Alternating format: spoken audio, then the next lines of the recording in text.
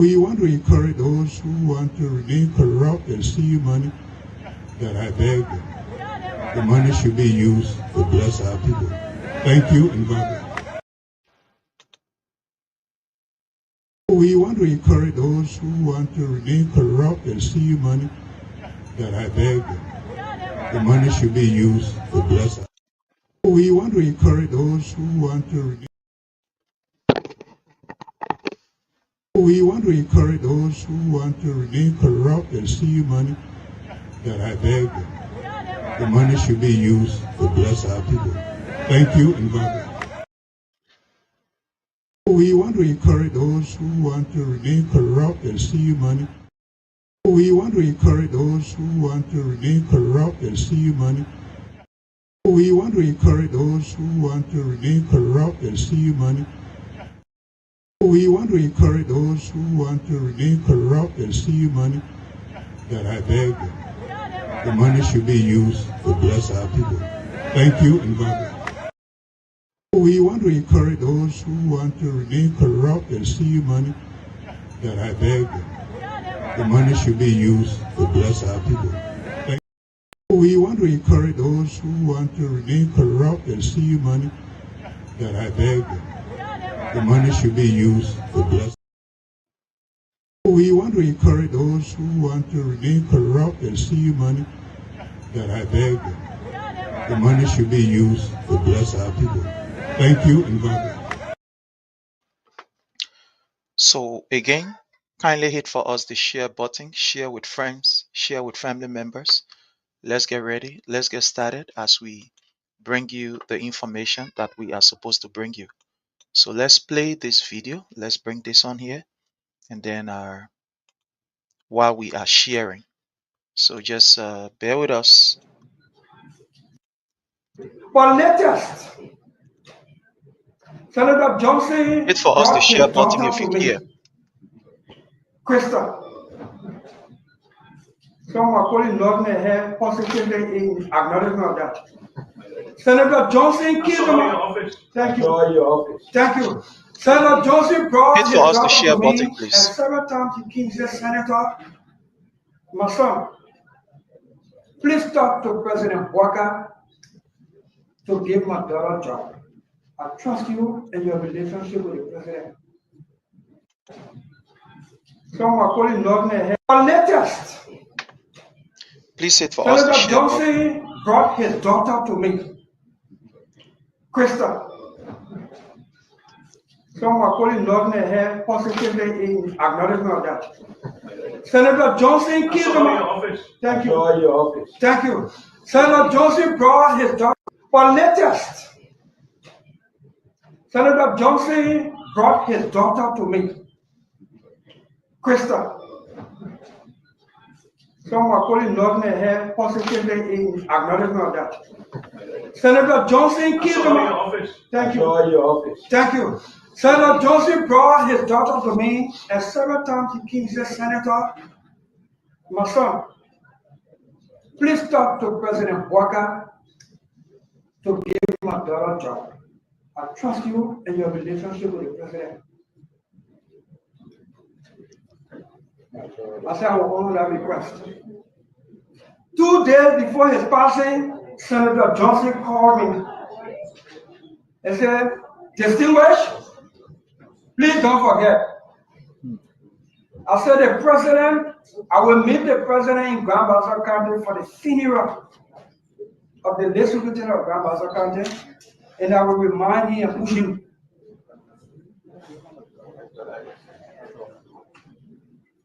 Thursday morning, we in Grand Bassa County for the funeral of the late Superintendent of Grand Bassa County. Kindly hit for When us the share Krista called button, me please. early in the morning crying. Please hit for us the share button, share with friends, share with family members. We want to appeal to you in any way that you can share, any form that you can share, to whatever platform that you can share. Please do us a favor and share. Thank you. Please do us a favor and share. But latest, Senator Johnson brought his daughter to me, Krista. Some are calling Northern here positively in acknowledgement of that. Senator Johnson killed him. Thank you. Thank you. Senator Johnson brought his daughter to me, and several times he said, Senator, my son, please talk to President Boakai to give my daughter a job. I trust you in your relationship with the president. I said I will honor that request. 2 days before his passing, Senator Johnson called me and said, Distinguished, please don't forget. I said, I will meet the president in Grand Bazaar. So again, just hit for us the share button, please. Share with friends, share with family members so that we all get ready to do what we are supposed to do here. Yeah, just hit for us the share button. Just share with friends and share with family members. I am also doing so.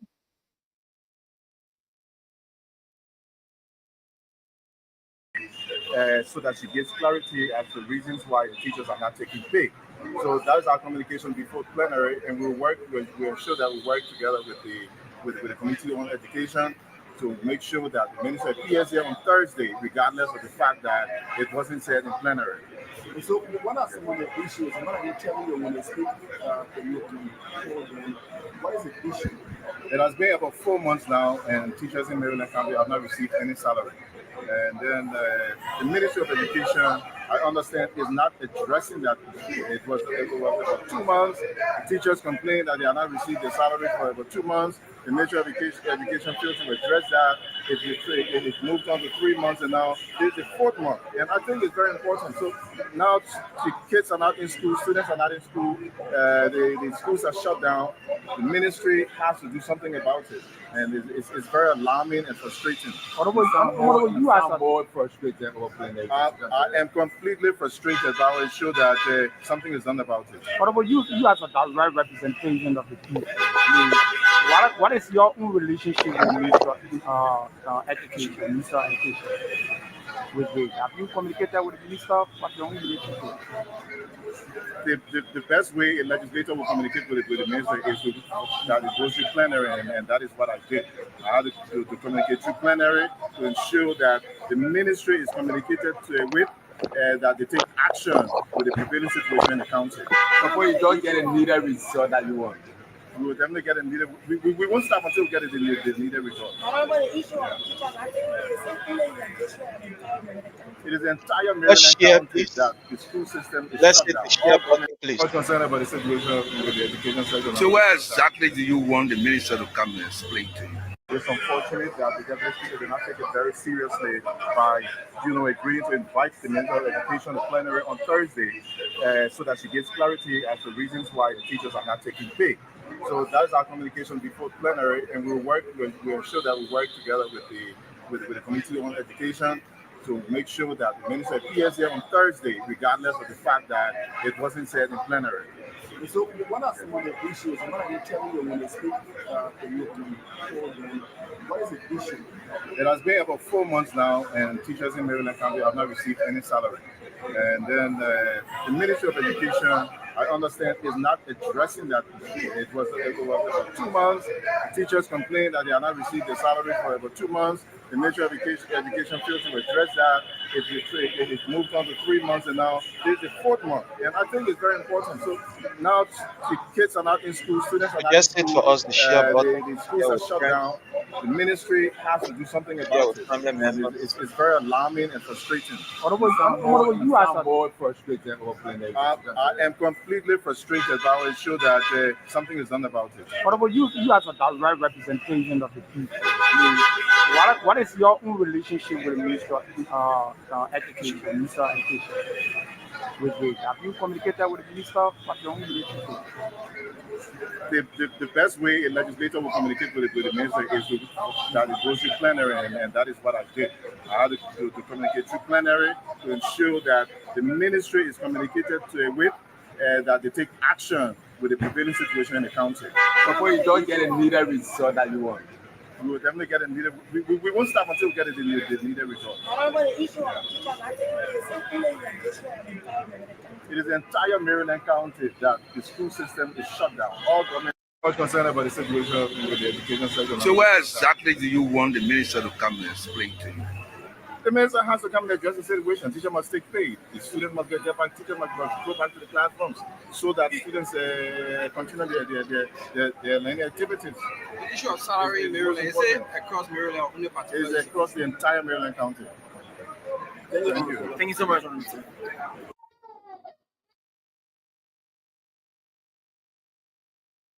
The Minister of Education, the plenary on Thursday, so that she gives clarity as to reasons why the teachers are not taking pay. So that is our communication before plenary, and we'll ensure that we work together with the Committee on Education to make sure that the minister appears here on Thursday, regardless of the fact that it wasn't said in plenary. So, what are some of the issues? What are you telling you when they speak to you? What is the issue? It has been about 4 months now, and teachers in Maryland County have not received any salary. And then the Ministry of Education, I understand, is not addressing that. It was about 2 months. The teachers complained that they have not received their salary for about 2 months. The Ministry of Education failed to address that. It moved on to 3 months, and now this is the 4th month. And I think it's very important. So now the kids are not in school, students are not in school, the schools are shut down. The ministry has to do something about it. And it's very alarming and frustrating. What about you as a board frustrated or plenary? I am completely frustrated. I will ensure that something is done about it. What about you as a direct representation of the people? What is your own relationship with the Minister of Education, with Vlah? Have you communicated with the minister? What's your own relationship? The best way a legislator will communicate with the minister is that it goes to plenary, and that is what I did. I had to communicate to plenary to ensure that the ministry is communicated with, that they take action with the prevailing situation in the county. Before you don't get a needed result that you want. We will definitely get a needed. We won't stop until we get the needed result. It is the entire Maryland County that the school system is shut down. All government is concerned about the situation with the education sector. So where exactly do you want the minister to come and explain to you? The minister has to come and address the situation. Teacher must take pay. The student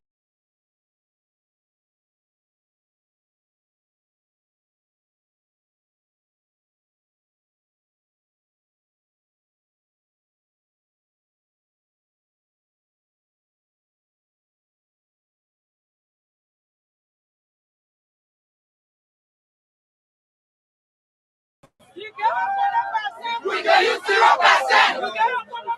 We get you 0%. We have another vote. No medication in the hospital. We have another vote. No new employment. We have another vote. Please show us the share button, please. We get you 0%. We get you 0%.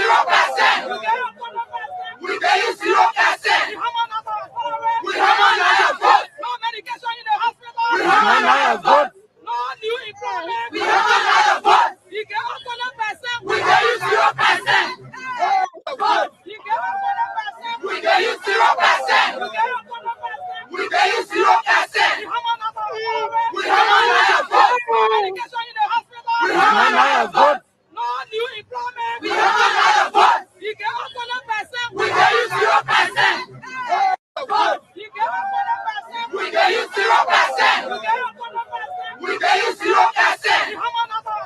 We have another vote. No medication in the hospital. We have another vote.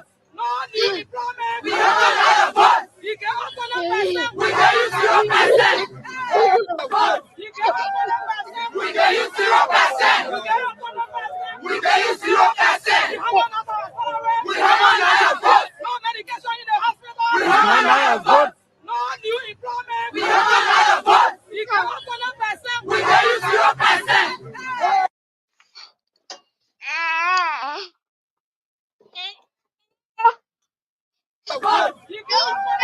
We get you 0%. We get you 0%. We have another vote. No medication in the hospital. We have another vote. No new employment. We have another vote. We get 100%. We get you 0%. We get you 0%. We get you 0%.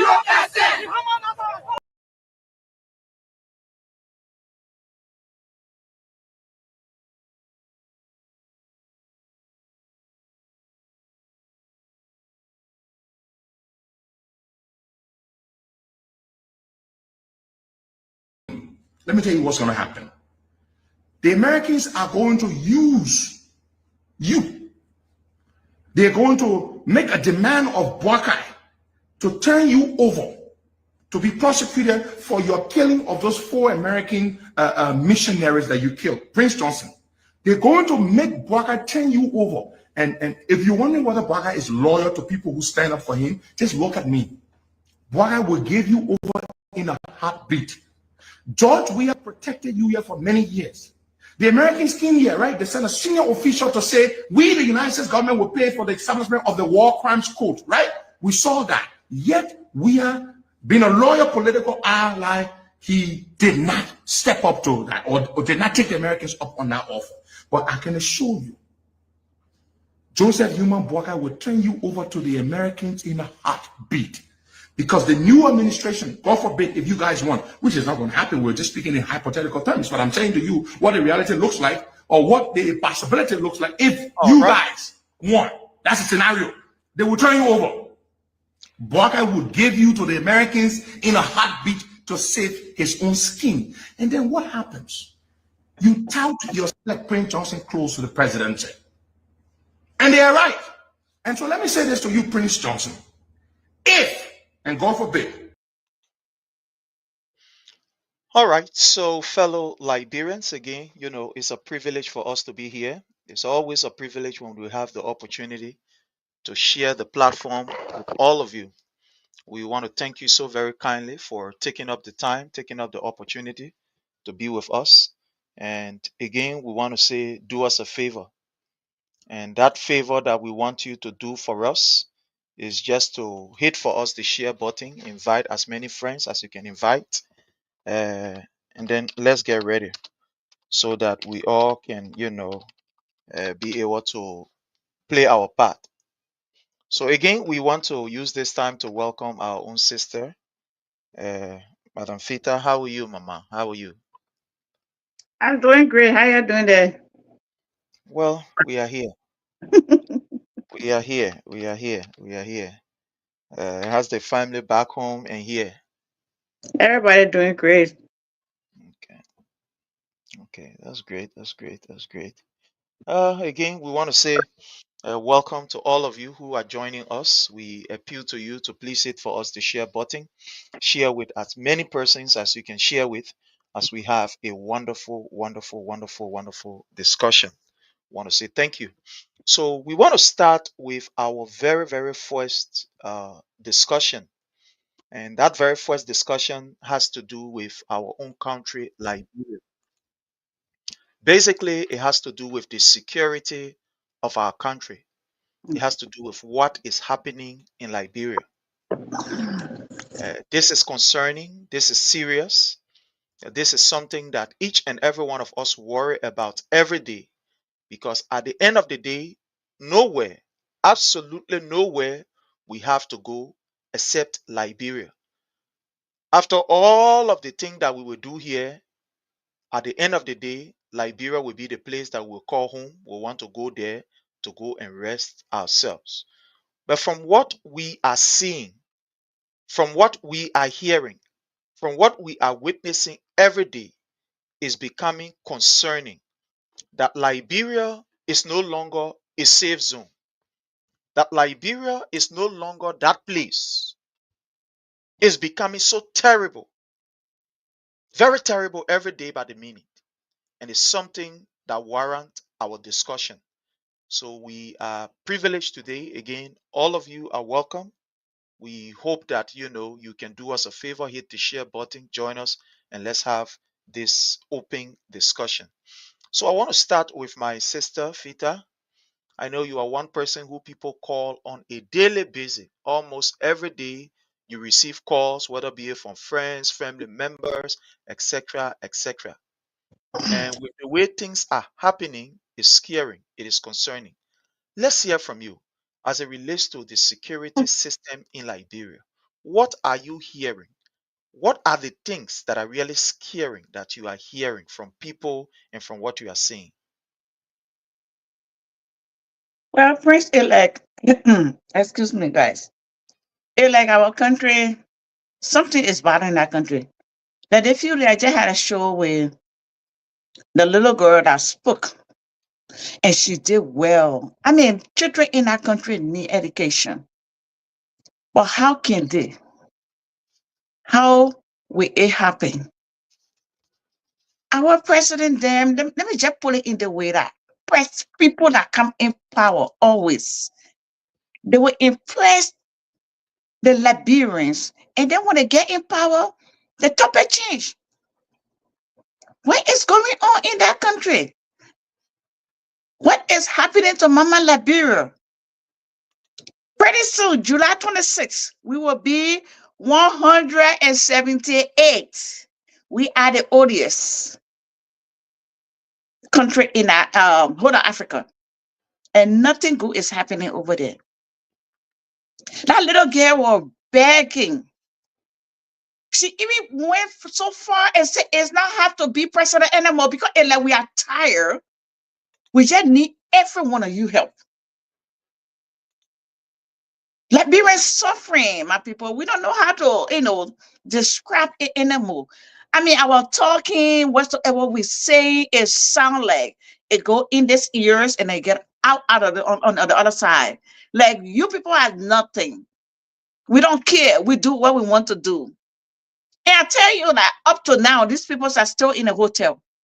Can you imagine $200 US a day? For the time I went to go bury my mother in November, I met these people in a hotel. They are still there enjoying themselves. When the citizens of Liberia are begging, the team with beggars. The security in our country. If I tell you how many police officers, and I'm a man that I'm friendly with, you already know me, Prince. That call me every day just for data. Help them with children's school fee. I become your mind pa now. I think Joseph Boakai, he's not leading the country anymore. I'm the leader now.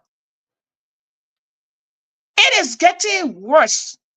Very, very worse in that country. We trying our best. We're talking, we're saying things that other people hearing us, but it sounds like our leader, then they don't care. Nothing bothers them. The country is not secure, of course, and it is not. As I'm telling you, people in that country, they are security for themselves. Look at you and I in America here. You are very safe. You even live in a ghetto. They know who is the drug dealer and they know the good person. But in Liberia, you don't know. You don't know who is who. People scared. How can you be in a house and then you locking yourself out with iron gate, like in prison, because you are afraid of bad people to attack you. You're afraid of people to come and rob you. They're not doing it because they want to do it, but because they are stranded, they're hungry, they can't get it. So some people just put their hand into all kinds of bad things there. There are some people that will even trust them when I tell you some of the things, I told you some of the things that they were doing. You will not believe it. Wow. Because of hard time. How can you tell somebody to go get or your family member $100, then they cut it in half and get a person half and they take half and come back to you and pretend that they already get all the money? Liberians are stealing, they are harming in a way, intelligent way now that they don't even know how to live their life anymore. And you can't blame them. You blame those people that we put in power. We call leaders. How can you promise and you don't stay by your promise? And then you're expecting the people to bring you back for second term? Liberian, we don't have to tell you. You can eye, but you can see. You can hear, you can hear. If you make that mistake again, 2029, you're on your own. Because some of us, like for me now, I start cutting out some people. I will not be helping everybody in that country. I got my own thing to pay attention to. I got my own family to take care of. I can't keep doing it for this one country here. As I'm telling you, I'm about to build a zero for the lady. She lost her husband and the place she's staying. Can you imagine that rotten mall house? They asking that woman to leave or else she must pay rent. Shame on Liberian. Now that kind of thing, call house for somebody to come ring. And you know she lose her husband. She got all these children, almost 8 living children.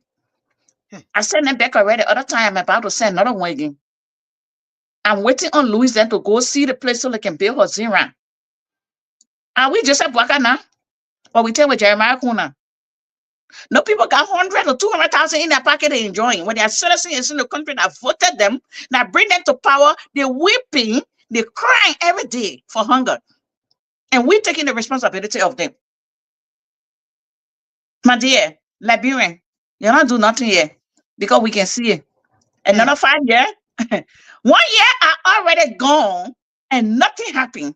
And all this old man do is travel, come back and fire people, take people from work, replacing people every God blessing day. Where is the power that you come to? Do you just come to power to be changing people? Do you just take over to just turn people around in the office? We thought about the country you are going to be developing, doing something towards the LU student. My son went to school today, LU student, and you have to turn around and go home because no teacher in classroom. The people are not being paid. And I said this, I said, my son are in Moravia. Turn around and call me and say, Mom, I have to go home because no teacher in class. Are you serious? Wow. You know, my sister, thank you so much. I know you have a lot. This is just the first one. But as it relates to the security system in Liberia, those of us who are here in the US, in other parts of the world, we are worried every day. Every day we are worried. Because every day we wake up, there is another news. You have very, very, very, very incompetent people who are heading the security sector. You have people that have turned themselves into political machines for politicians heading the security sector. It is scary. We just came from a place where our democracy was enviable. People envy what we were doing in Liberia in terms of governance. All was not well, yes, but we were doing exceptionally well. We came from a place where, despite of the strife, the challenges that we had, but we were getting on par. But with what that we are seeing, fellow Liberians, if we sit and say we cannot talk, we will have no Liberia to return to. We will not have Liberia. Something happened today that is so devastating that I want to bring to our attention. There is an EPS officer, you know, these few days, let me just display this. He is called Bijo Nyafwe. He's an EPS officer. I'm going to display the picture for us according to the information that we've gathered, a very credible information. This guy, fellow Liberian, is called Nyafwe, Agent Nyafwe. He needs sound improvement. He used to work with the EPS, the Executive Protection Service. He's an officer.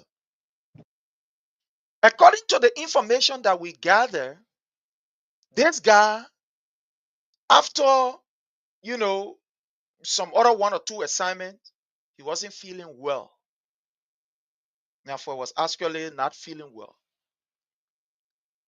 So he did go to the hospital to seek some medical attention. And they asked that he rest. His doctor recommended that, you know, he take some bed rest.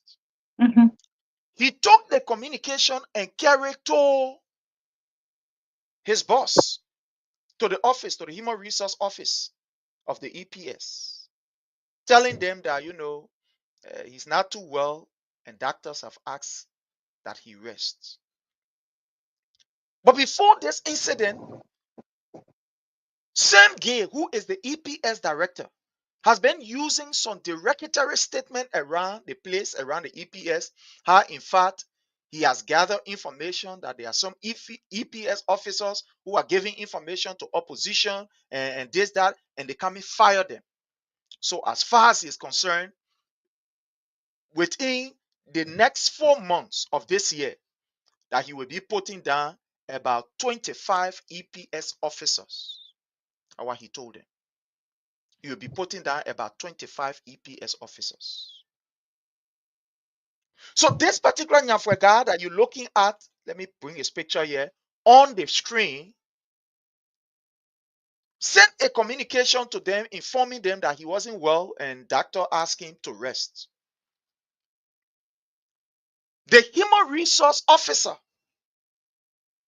of the EPS, was brave enough to tell this agent Nyafwe, that, well, there's nothing I can do unless get in contact with the chief at the same gate. The information reached to Senge, and Senge refused and said, in fact, they will be having a drill these few days. They're about to have a drill. So therefore, anybody that leave, whether for whatever reason, you must consider yourself fired. Don't come back. As you are going, just make sure to leave everything that has to do with the EPS on the decks of the Human Resource Office, and you can take your leave. This brother Nyafoy, depending on that job to sustain his family, depending on that job to be able to cater to his needs and his family needs, guess what, my people? Out of frustration, he said, well, no problem. I don't want to lose my job. Since they refused that they will not give me time for me to rest, I will go on the drill. And while they were on the drill, fellow Liberians, he fell off. He fell off. Before they could even think about taking him to hospital, whatever, fellow Liberians, Nyafwe was a dead body. He was a dead body. The man asked for an excuse that he needed to rest. He asked for an excuse. He carried his doctor paper and said, Chief, people say I'm a wrestle. Same gay and the people at the EPS refuse to give this brother that opportunity. Who does that? Even those of us that are in this Western world, when people are not well and they ask for excuse, we are given that opportunity to go home and rest. Today, a family is crying. Their son Nyafwe. Today, children are crying. Their father Nyafwe. Today, relatives and friends that this particular guy helped, they are crying that Nyafwe is no more. Only because Sam Gay, who is the EPS director, said, as far as he is concerned, anybody, whether be whatever communication that will be leaving for whatever reason, you must consider yourself fired. Today, this brother is dead. Where are we? Where are we? It is devastating. It is heartbreaking to see somebody who diligently served their country complain that I am not well. And director look in your face and say, when you're going, you must just don't come here again. You must know that you are fired. Hey God, where are we? Where is Liberia heading? Where are we heading? I saw a story today that took tears from my eyes because I have my kids also in Liberia. I have my kids there. And God blessed me with girls. So I'm blessed with girls. A little girl, small girl, Very little girl. That little girl was murdered. She was killed by her own peers. My people, y'all can see what happening in Liberia. Don't you see that something is happening? The number of killings that is going on. And you know why? This is not political stuff. But you know why it is happening? It is happening because here is the picture of this little girl. Here's the picture of her. Here's a picture right here. Let me put a picture right here. There's the picture of her. Sorry. Look at the picture of this little girl who was murdered in Broadville. She was murdered. Can you strain a little bit? Okay. Here is it. Here is it. Okay, you can share with me a little after the show so I can see it. Because Yeah, too, yeah, I know. my eyes ready. Yeah. Oh my God. One of her own peer, one of her own friend, she was murdered.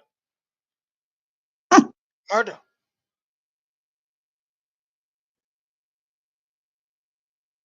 Not only that, she was raped and then murdered and they killed her. This is what happened. This girl, 15 years old, little girl, called Angel T. Weir. According to the report, after their school, oh God, it's just so terrible. After their school activities, according to the information, while she was on her way back home, she was caught by some guys, some boys, behind LTA Mission School. And what they did was they raped this little girl. After raping her, they did not let her go. They decided to end her life. They decided that they will end her life. They said they will end her life. Look at it. The instrument that they use, see the knife that they use? They rape her. After finishing raping her, then they unlife her. Took away her life. Here is it. Look, my people. Look at what is happening. And all of these things are happening. You know why? Because Joseph Numa Boakai, we told you over and over that Joseph Numa Boakai approved of it from the very get-go. You see, if you as the leader who is supposed to dictate the direction of the country, once human being by nature, we are wicked. We're looking for a way to express our wickedness. The only reason why all of us are not behaving wicked to each other is because some of us will know how to suppress our wickedness. I always give this example. I used to have an economics teacher. They call him Jebo. So Jebo used to say to all when we disturb his class and stuff like that, he would say, look, all of you that are in a class here, you must remember that every human being that God made, they get at least 1% of Christianness in them. And that Christianness is what you can call anger. So it's just that some of us choose to tame our own anger. That's why you see we are not doing the way you guys are doing. Well, all of us, we can get crazy. I'm saying this to me, you as the leader, the way you will be able to set the tone in the nation, the hard things will start to happen. But we saw Joseph Numa Boakai set a tone that when you kill is something that is okay, it's something that is common, it's something that people must be embraced, that people must be giving accolades or people must be giving reward for committing crimes against other people. Joseph Numa Boakai was brave enough to look at a man called Francis Sakila Nyimale and said, Francis Sakila Nyimale, in a bar, the thing where you do, it's a good thing. So therefore, let me give you a reward at the Ministry of Internal Affairs. Go and be the minister there. He collected Queen Johnson, this notorious figure who is on camera murdering another Liberian. Say, Queen Johnson, go to Freeport as one director. So all of these things that are happening in Liberia, this evil man called Joseph Numa Boakai sets the tone. He gave his approval because from the very onset, he did not frown at the behavior of people who were engaged in these acts. Has Joseph Numa Boakai launched any investigation of some of the heinous atrocity that was committed during the period of campaign? Where we saw in Nimba, Jeremiah Kun relative beat another guy and killed that guy. They ran away with the person who did the killing in Ivory Coast. Jeremiah Kun, family member. What came out of it? Was there any investigation that was launched? No investigation. Look at what happened in Kinjal. Police officers went there, brutalized our people, and killed our people. At the end of the day, who was brought to book for that act? Nobody. Nobody was brought to book. So Joseph Numa Boakai has set the tone for calamity and chaos in our nation. No wonder why you see all of these, how you call, rampant killings happening all around the place. When the one who is a leader, a proof, barbaric act, and the one who is a leader is quiet and silent, at the end of the day, others will follow suit. Our people have this common parable. They say, monkey see, monkey do. The one where monkey will see, that why he will do. Look at how Liberia have turned. The streets of Liberia is filled with all kind of terrible news. Yesterday, you were buying dead bodies and putting them in the street. But today, no, it's not about buying, but we are seeing people committing the act. We are seeing people committing the act. People are into the act now. We are not waking up and saying, oh yeah, we see the one. We are seeing people literally in broad daylight taking rack and stoning another Liberian to death. Why are these things happening? Because the people have lost trust. They've lost trust in the system. They've lost trust in the security sector. No, do you want for investors to go there to go and invest with this kind of environment? A place that is not safe?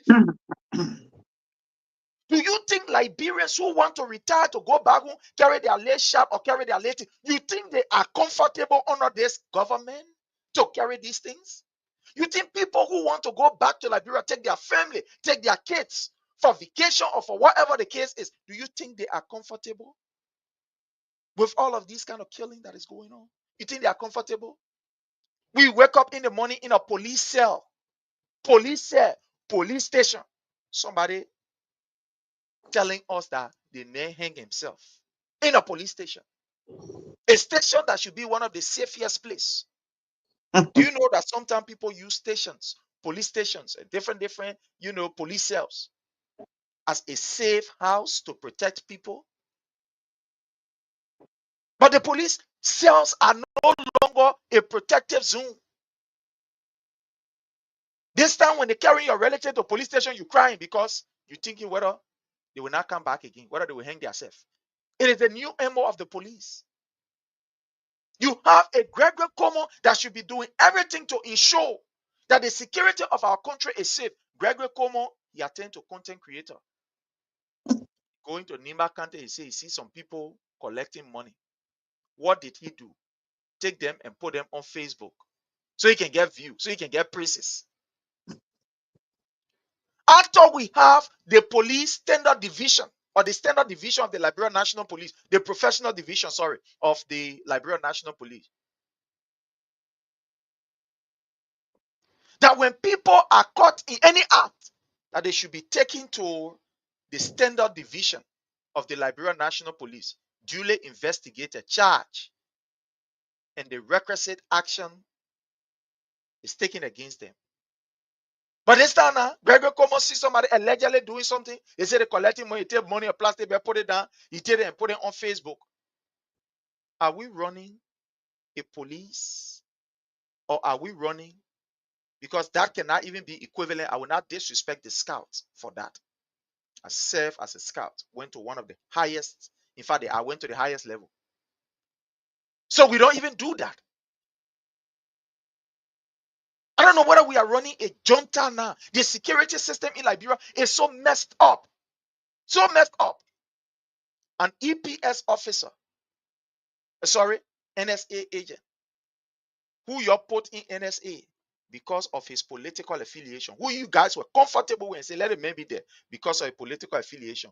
Today, only because he went to Prince Johnson funeral and make a statement.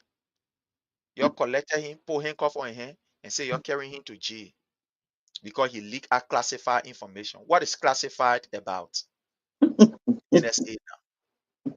You have politicians that have taken over the security sector.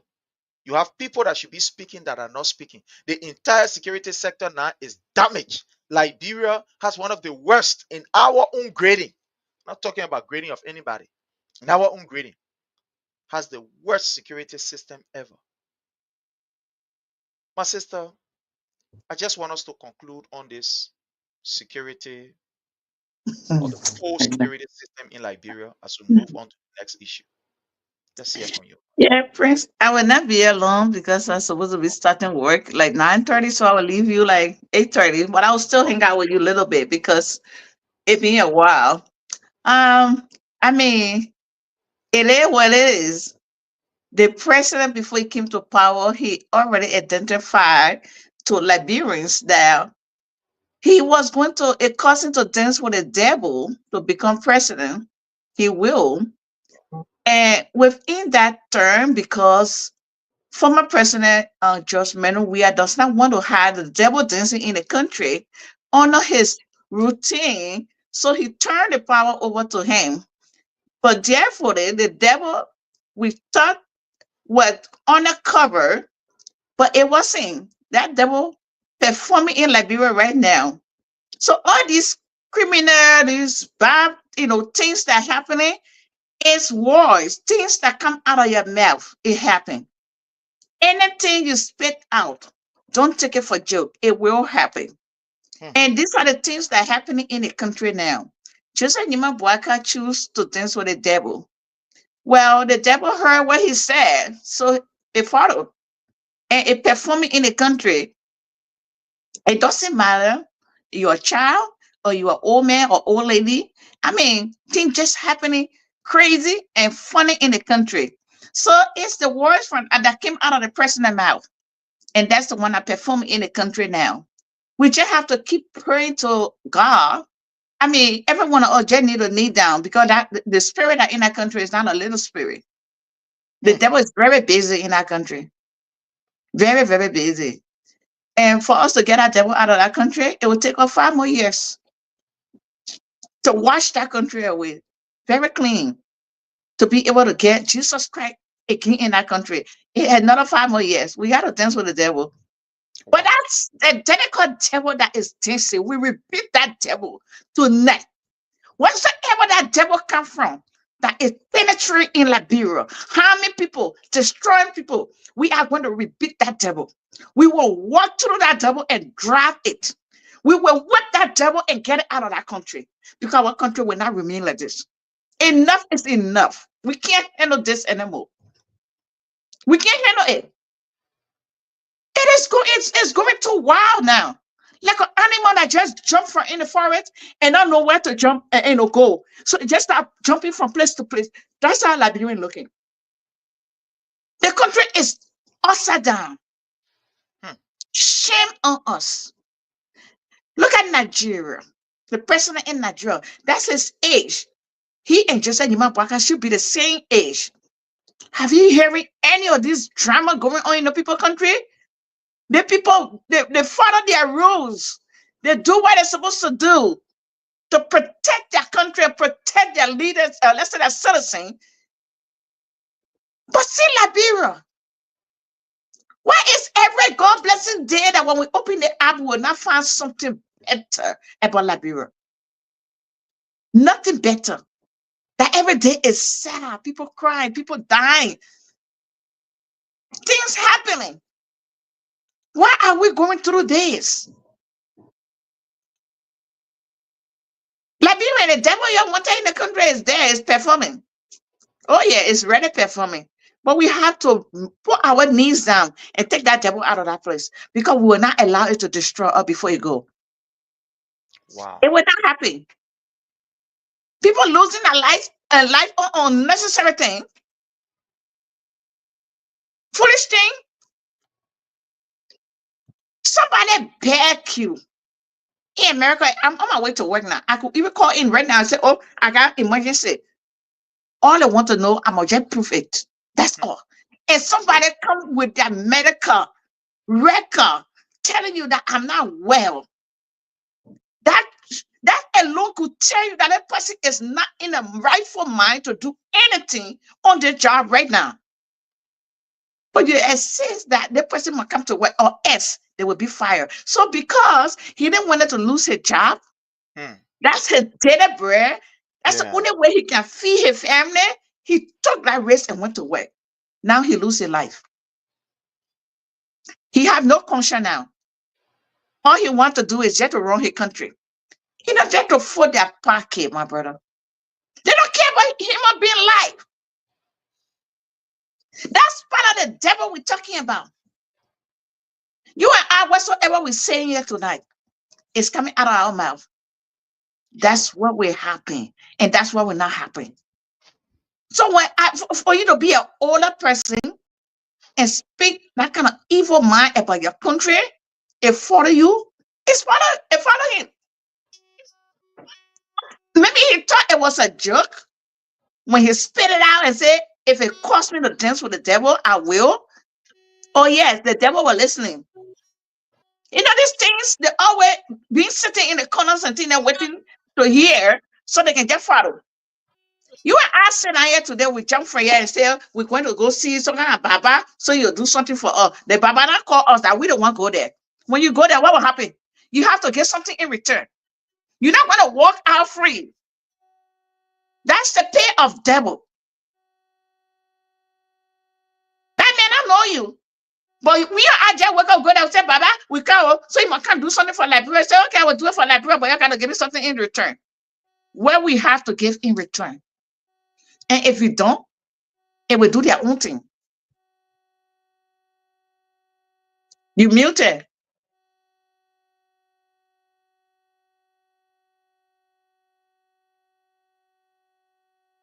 Prince, you muted.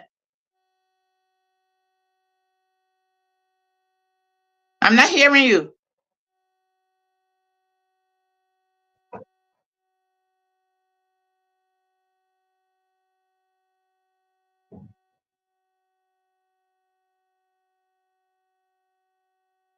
Prince,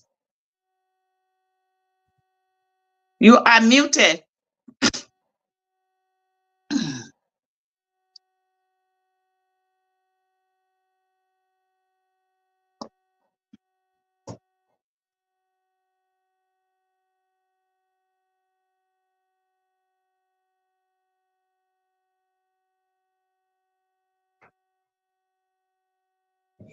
Kai's is assistant. He working on it.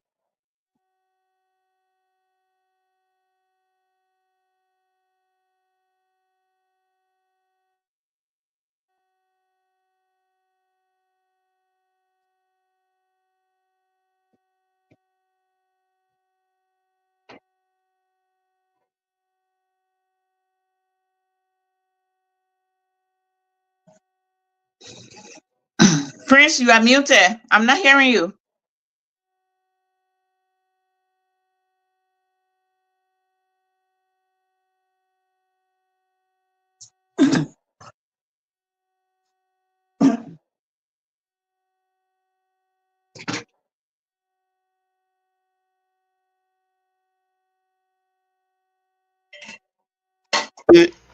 Okay, fine. I think the sound is okay. The sound should be okay now. Yeah. Okay, now I can hear you. Okay, fine. Yeah, the I sound is wasn't okay now. hearing you. Yeah, the sound is okay now. I'm sorry. There's so many devices here that I'm checking on. Sometimes some of them can just misbehave. Yeah. Okay. You see, so at the end of the day, like people are saying here, Nobody know now where Liberia is actually heading. Like our sister Claudia Addison is saying, nobody knows where Liberia is heading. All of the strides, the progress we have made over the period, where are we as a people? Why are we going the way we are going? This is terrible for this nation, Liberia. It's terrible for us as a people. It's terrible. And this is now where we are hoping to go and enjoy the rest of our life. With the way Boakai is proceeding, and more than even the wartime. It's more than even the wartime. Because you can't tell me that in a normal situation like we are in, somebody will say, all of these things happening and no, nothing is being done. Today we are seeing police go on the street in the day, from in the morning 6 o'clock all the way to 6 the afternoon hours or the evening hours. You see police all over the place, all over the place. But immediately it is 9, 10, you can't see police again. Everybody on their own. You can't see police. Our communities are unsafe for our children. Can you imagine? Rape is on the increase. Look at the level of killings that is going on in Liberia. This is not something that we are making up. Nobody making up story to say, oh yeah, they put in making up the story. Hey man, you're making up story. It's the reality. It's the reality. This is not where our nation is supposed to be at. This is not the kind of Liberia we want.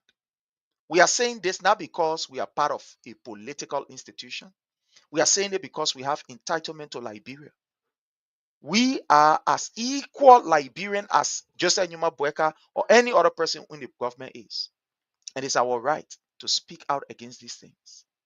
But from the look at things, I'm afraid the problem that Joseph Numa Boakai is causing, we will not even take maybe 12 years to even solve that problem. Because in less than no time, the damage that Joseph Numa Boakai is causing, we may not even take 12 years to repair the damages that this man is causing. For fellow Liberians, let's not give up. Let's continue to speak and expose the ills in society. And at the end of the day, we know that every one of us, we have a better Liberia. But Peter, I know you followed what happened in Nimba County with the burial of Prince Johnson. We listened to the Vice President Jeremiah Pankun, and some of the things he said, you will never, ever think that it will come from the mouth of a vice president. We were made to understand by Jeremiah Kun that for him, he is a beg ball to Joseph Numa Boakai. A beg ball to Joseph Numa Boakai. Let's hear from you, Mama. What is your own take about the entire funeral at the, what happened in Nimba? What sign does that send to Liberians? Seeing, MDR lashing at the government, we heard them singing. The kind of nonsense we never see it, Ellington, we never see it, Weirton, people coming up to say President Boakai did not give Prince Johnson time and etc. What is your own take on that whole funeral stuff? Let's hear from you on that one. First of all, I would say, Ome PYJ, rest in peace. Liberian, African, Nimalian, all around Liberia will miss him. It's not strange of what it did to that man. And it's not something that a baby that in a mother's stomach tonight would not come out and tell me, say, I doubt it. No. Everybody, know that was going to happen. think it was good. It was good that God just took PYJs to rest, to just get rid of all this drama. Somebody that fought hard to bring you to power, and all they got was a slighting abuse before they gone to rest. And then all of the solid, you just show that kind of concern, like you love him, you went there to bury him. I mean, it was like, what are you people doing here? Anyway, because I don't really need you, I'm already gone. The time I needed you, there was nobody. No one. They caused the man pressure to go up because if I'm working with you, the other time, I'm giving you an example, the other time you have to call me and say, Ma, we stopped seeing you on the show. Are you okay? That's concern. You concern and you care about your worker. You care about people that are around you. You care about people that show you respect. But it was not like that for PYJ. All that hard work he did for them, he could have get a foot to John Manuia because his wife and Manu, they are family. But you see, sometimes the family TL do not just depend on it. He decided to give it to the old man because he felt that that's his turn. He really needed it. And maybe giving it to the old man, he wanted to see a little bit change in Liberia. But guess what? It was like somebody backstab you. They stab you in the back. That's what happened. That's what happened to PYJ. And all our Liberian leaders that are around, we don't have to tell you. You're seeing it for yourself. The old man went to rest in a way like horrible. Like I'm not ready to go, but I just have to go because I'm tired of begging people. I'm tired of asking people to do things for me. I'm too well new that I will be begging people to do things for me. People are just things for them, without their consent. I just did it, but now I have to be the one begging them. And all these people that was speaking over there, I mean, they don't to that sense that they do. They know what they were saying. And for them to just come out and say, because you have to, why you say this, or we're going to fire you, or we're going to do this to you. I mean, it's a shame. We cannot repeat what it said. I will not be the one to repeat the kind of words, but every Liberian heard it. And every Liberian, had ideas of what they were saying. It's just too sorrowful and shameful to us that we have to be going through this every time. All I can say to PYJ family, wives and children, whosoever, just take heart. It's not that I'm happy because I'm not the kind of person to see somebody dead, then I say I'm happy. No. But to me, he rather go to rest than to be hearing all these noise in your ears. He's not the only person that created problem in that country. That threaten him with war or quote unquote, all of that. When that man asks for help, they don't want to give it to him because it was a lot on him. And that can cause you depression, anything. High blood pressure, anything can happen to you, Prince. You worry. You don't have peaceful mind. That every day you wake up, you thinking like what's going to happen again today. Whatsoever Jeremiah Kun was saying over there, well, it's something that everybody's supposed to know. It was something that expecting to be said. So it's not strange. And to the Nimanian, you open your ears. That's the people you said that were the better people than men we are. And that's what they're doing to you now. So it is, like I always say, it is what it is. It is what it is. We are going to look for, the next turn to see what's going to happen next. But that's what Liberian asked for. It's not strange, Prince. It's not strange. It's something that everybody was expecting.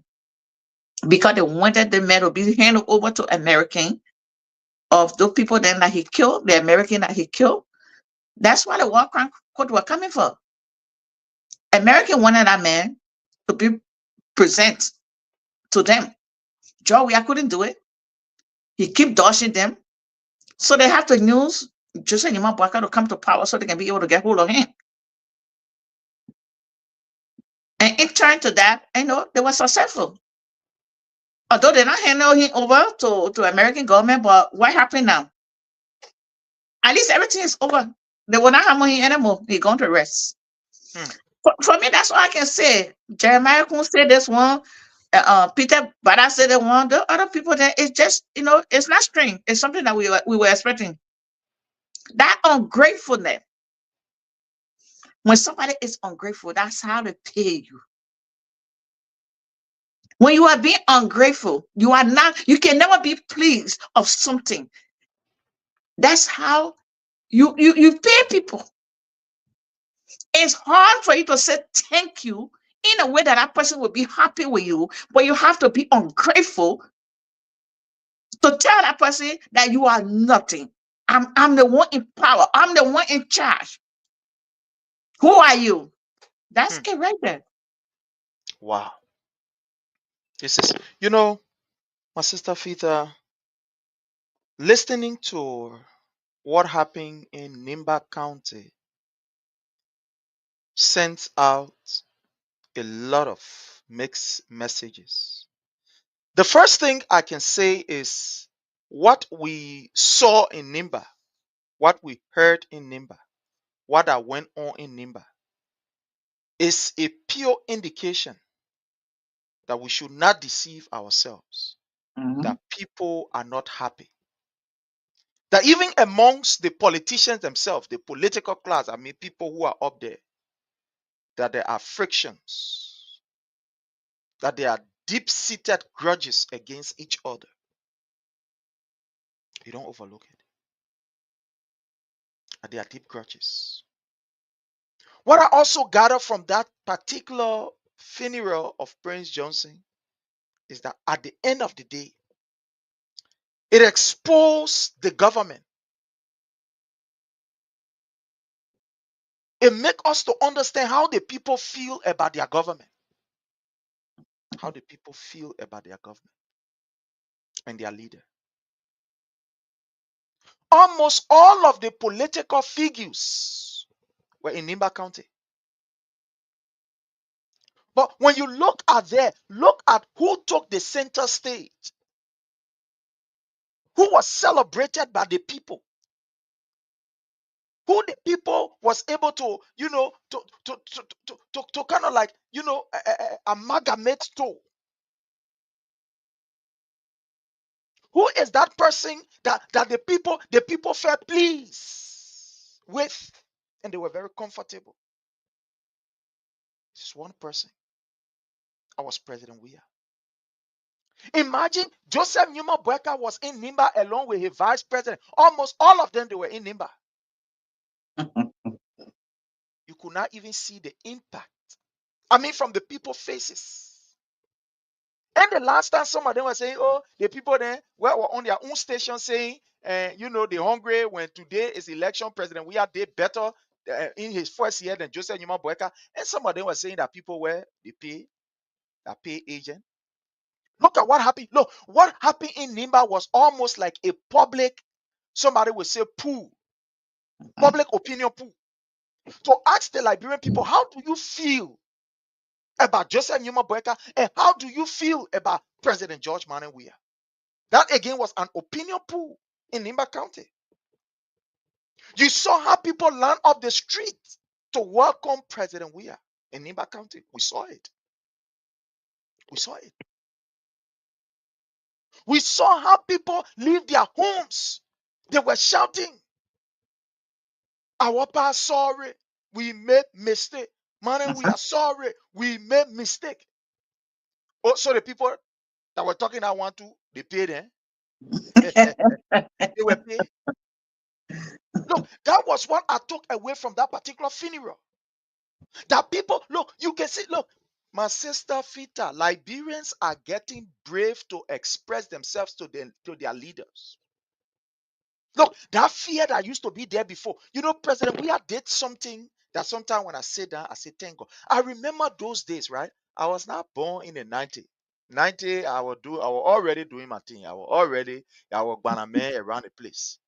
So I was born way before 90. I was not even born 1985. Now 80, that time we're jumping around, we're doing some kind of small thing, around the place.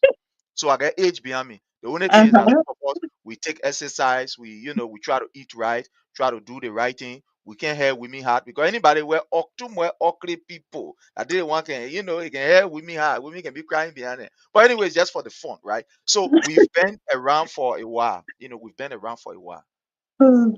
So what I saw in Nimba County, that Liberians are brave because, as I was saying, those days I can remember when you want to talk about government, people say, hey, that government thing, don't put more inside my son. Don't talk. Don't talk. In fact, when you even see ministers around, for you to even talk, you scary. You scared. I remember living in Lockington, coming up, used to have one government official there in the Taylor government. Sorry, in the Doe government. That man fence alone, people are afraid to pass near it. Oh, yeah. Yeah. People are afraid to pass near it. People are afraid. But to see the way the people confronted Joseph Nima, look, if Joseph Nima Boakai stupidity comes 2029, he will regret it. He and all the people. Look, can you imagine, Fita? Look at the bravery from the people. Joseph Nima Boakai sitting down the people. Our past sorry. We made mistake. Our past sorry. We made mistake. Can I say something a little bit before you continue? Mama. Go ahead. This same old lady where Zira I'm about to build, she said something. She said, if it costs me to leave where I am to go to different district to vote, I will do that because I want mental back. And I said, what? Oma, did I just hear you? She said, I will. They want your money behind. They want him right back. They can't wait for 5 years to reach. Prince, George, George Weah will not run campaign. He will sit down in the office and they will turn it over to him. That's what coming. I'm telling you tonight. Because my sister Fita, look, the thing that I really not, have the, but we'll talk about this on a special time. But look, when you saw in Nimba, you see that the agenda to say, when somebody, for example, you have a child that you have abused for long, or maybe you have a wife that you have abused for long, so long you have abused her, and she just wake up now and say, enough. Yeah, it's enough, man. Anything you want to do, not do it. I'm out of the cage. That they are not even afraid. Whether you will be there as a man, whether you will talk to them, whether you will tell them, say, go out, I ain't want you no more. They just jump out of their chair and say, look, this thing can continue. That's what I saw in Nimba. That's what I saw in Nimba. You saw the NDR youth. Anything now you see them doing, they are doing it only because they want to just save face. But when we saw them sinking, they kind of nonsense we never see. That was what was in their heart. They were speaking from their heart. That the reality they were talking. Forget about now that some of them now have been sacked and they're going back, they're taking pictures with people. No, let's leave that. But that is what the people feel. That look, the people could not have that feeling in front of that old man. Why do you think Joseph Newman Boakai had dark shades on him? That papa was ashamed.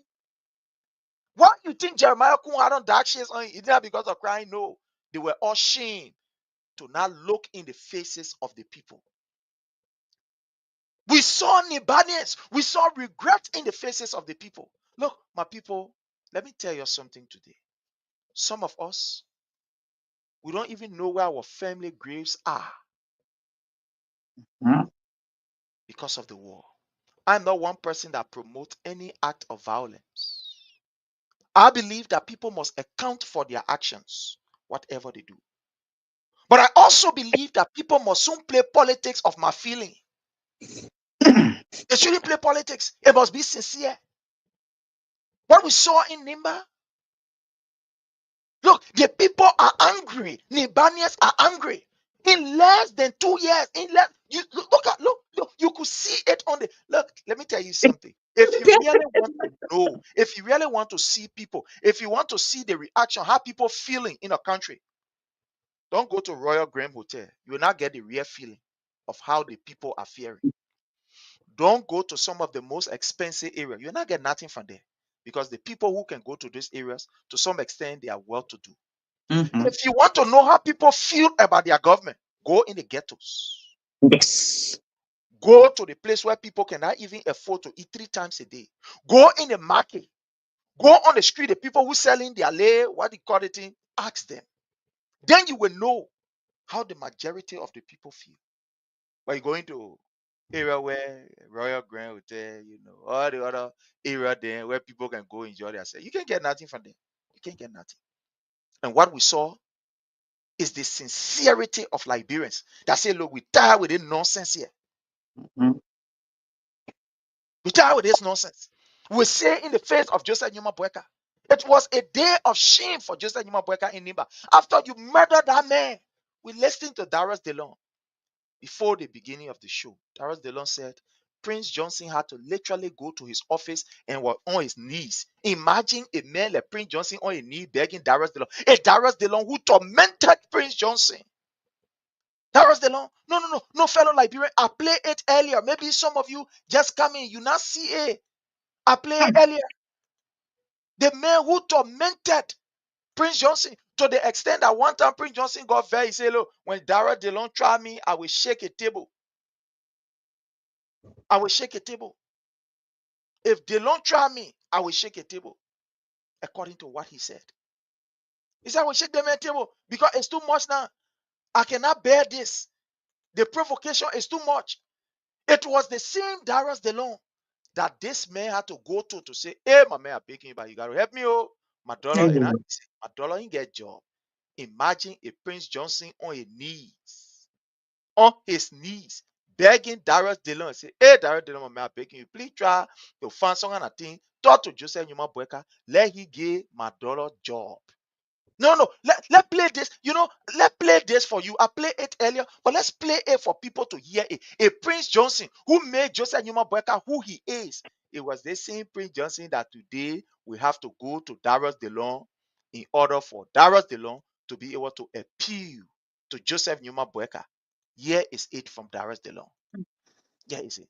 I saw them. Let's play for you to hear it. Before somebody, if you, the people then lying. Let's listen. Senator Johnson brought his daughter. Let's listen. But latest. Senator Johnson brought his daughter to me. Yeah. Krista.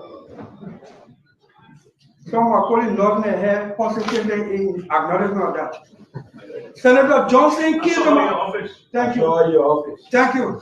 Senator Johnson brought his daughter to me, and several times he said, Senator, my son, please talk to President Boakai to give my daughter a job.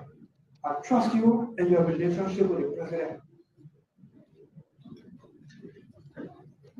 I said I will honor that request. 2 days before his passing, Senator Johnson called me and said, Distinguished, please don't forget. I said, the president, I will meet the president in Grand Bassa County for the funeral of the late lieutenant of Grand Bassa County, and I will remind him and push him.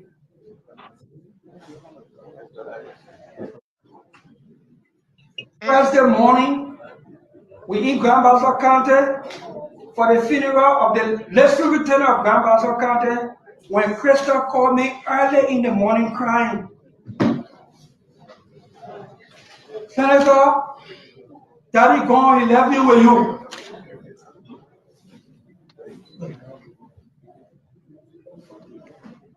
And that's when I knew that the rumor about, and she told me what happened to the woman. I'm being an emotional person, I broke down. I called the protest, informed her. When Senator Vlah came, Senator Boakai came, all of them came to Grand Bassa County. I said, by the time the president arrived in Grand Bassa County at the protest house for the funeral, right in her living room, I said to the president was also down. And I said to the president, look here, my people, you're hearing for yourself. All of us are hearing it for ourselves. Prince Johnson, a man like Prince Johnson, we had to go on a knee crying to a man who molested him psychologically. The man who put pin in Prince Johnson. Because anytime you see Prince Johnson passing, we had a war crackle, war crackle. Anywhere you see Prince Johnson, you just had a war crackle.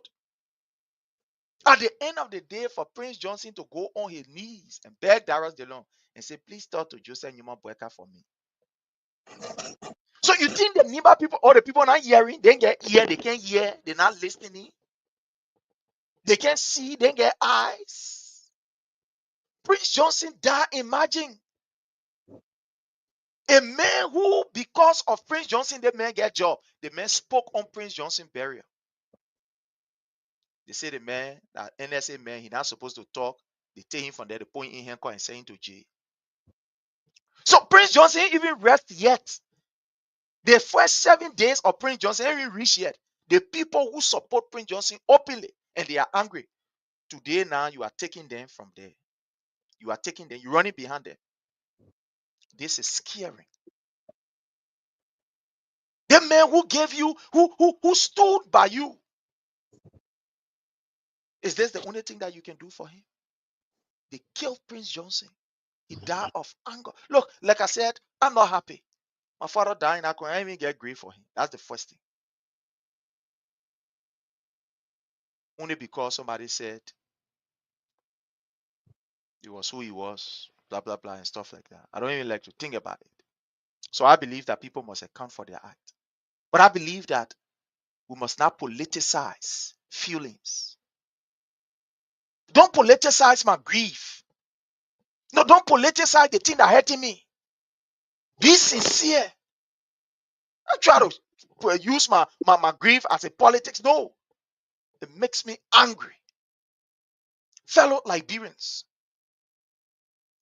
we are in a deep mess. We are in a deep mess. Look at what is happening all over the place. I mean, literally all over the place. Things are just helter-skelter. There is no order. You can highly see calmness in the faces of people. Everybody just angry. Everybody just angry. Everybody just angry. Where are we heading? You have an old man that have taken, that have taken the time to say, well, he, as for him now, that he the new, boy on the block. You listen to Jeremiah Pankun, you feel sick. Listen to Jeremiah Pankun, the man who is supposed to be representing you and myself. Listen to him talking, you give up. You listen to him talking, you say, what? Is this the vice president of Liberia or the man who is supposed to be the vice president that he the one here? Listen to Jeremiah Pankun. Let's play a few bars of this and then you listen. Just listen to Jeremiah Pankun. Listen. Listen to him. Liberian Senate. My own wife. Let me carry this in front. Sorry. I want to carry this in front. Be apart from the death of the late William V.F. Tubman, every hour came close. So let's take There's no former leader who have died that received the kind of support and crowd and honor that this hero of Nimba is receiving. And you were opportune to follow us across this county. So Jeremiah Pankun claimed that Prince Johnson is a hero. But how was this hero treated? Is he a hero because his dead body is laying down and you're talking? But how did you treat this hero? A hero will be protected, right? All of us can watch movies. When you watch the movie, the hero is protected. Because at the end of the day, if anything happens to the hero, that show there, the looking song and away. So Jeremiah Pankun is brave enough to tell the people of Nimba, the people of the world, that Prince Johnson was a hero. But how did you treat the hero? That's the question. How was the hero treated? What was the respect that you gave to this hero? Was he really indeed a hero or you saying it because his dead body is lying there. And he cannot wake up to talk. Because the last time I can remember, you are on the clip when this man you call hero, when he call you, you told him, Papa, the player, I can stay behind you. I can only help you with $5,000 so that you can go pay to find lawyer. $5,000 for lawyer? $5,000 for lawyer? That the man you call your hero? I thought you were going to say, hero, we will organize and find some of the crack team for you of legal luminaries or legal scholars to protect your interests and to ensure that they plead your case. I thought that was going to be it. No. Let me stand small. Let me stand small. Let me stand small. Let me stand small. Yeah, let me just stand small. I thought that was going to be the case. I thought it was going to be that, Lord, you are our hero. We will put money together. We'll organize some of the more crack team of legal professionals to be with you. But the last time I can remember when Prince Johnson picked up the phone to call you, he said, hey, Baby, the black, I'm going to give you $5,000. Anything that happen now where you on your own. You on your own. But Jeremiah Kpankun is brave today to say the man is a hero. You see, hypocrisy. And you see, and you're hearing it. You're listening to this guy. Let's listen to this man who's supposed to be our vice president. Let's listen to him. Let's bear with me while I try to bring this. So let's listen. You enter in Ganta, the day we enter, you will know that a tree has fallen. You will know that a hero has gone to rest. If you went to Sanikwale, you went to Campley, you went to Ban, Saclay, the people of Tabata are even blaming me why we didn't take Senator Johnson to Tabata. The people, you see that? So I want you to hear. You see, he said something that the people of Tapeta, they are blaming him. Why you did not? So meaning that from all indications, the people expect that you was going to be that son by Prince Johnson.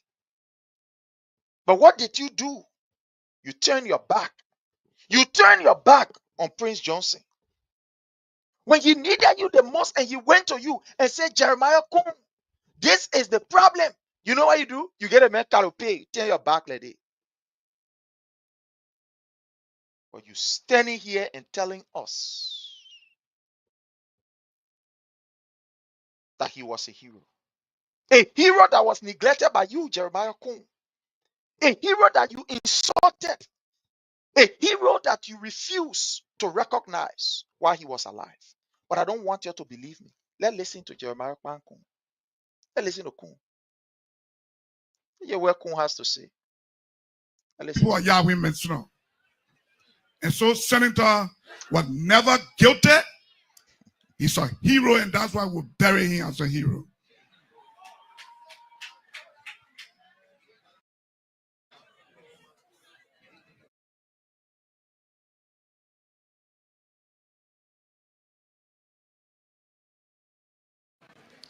To the Christian community, we want to say thank you.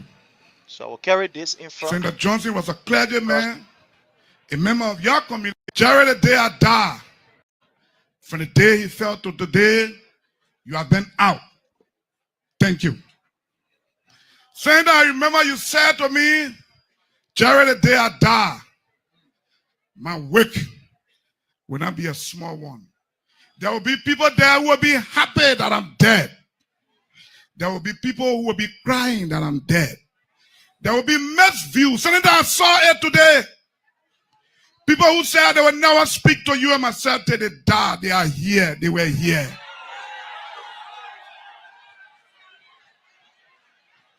Senator, you are truly a prophet. You saw everything beyond your death. Thank you for the man you were. To our traditional people, we want to say thank you. Deception. For the respect. In the highest. Some of you are not even taking bath for a week. Thank you. To the government of Liberia, we want to say thank you. The government of Liberia that abandoned Prince Johnson.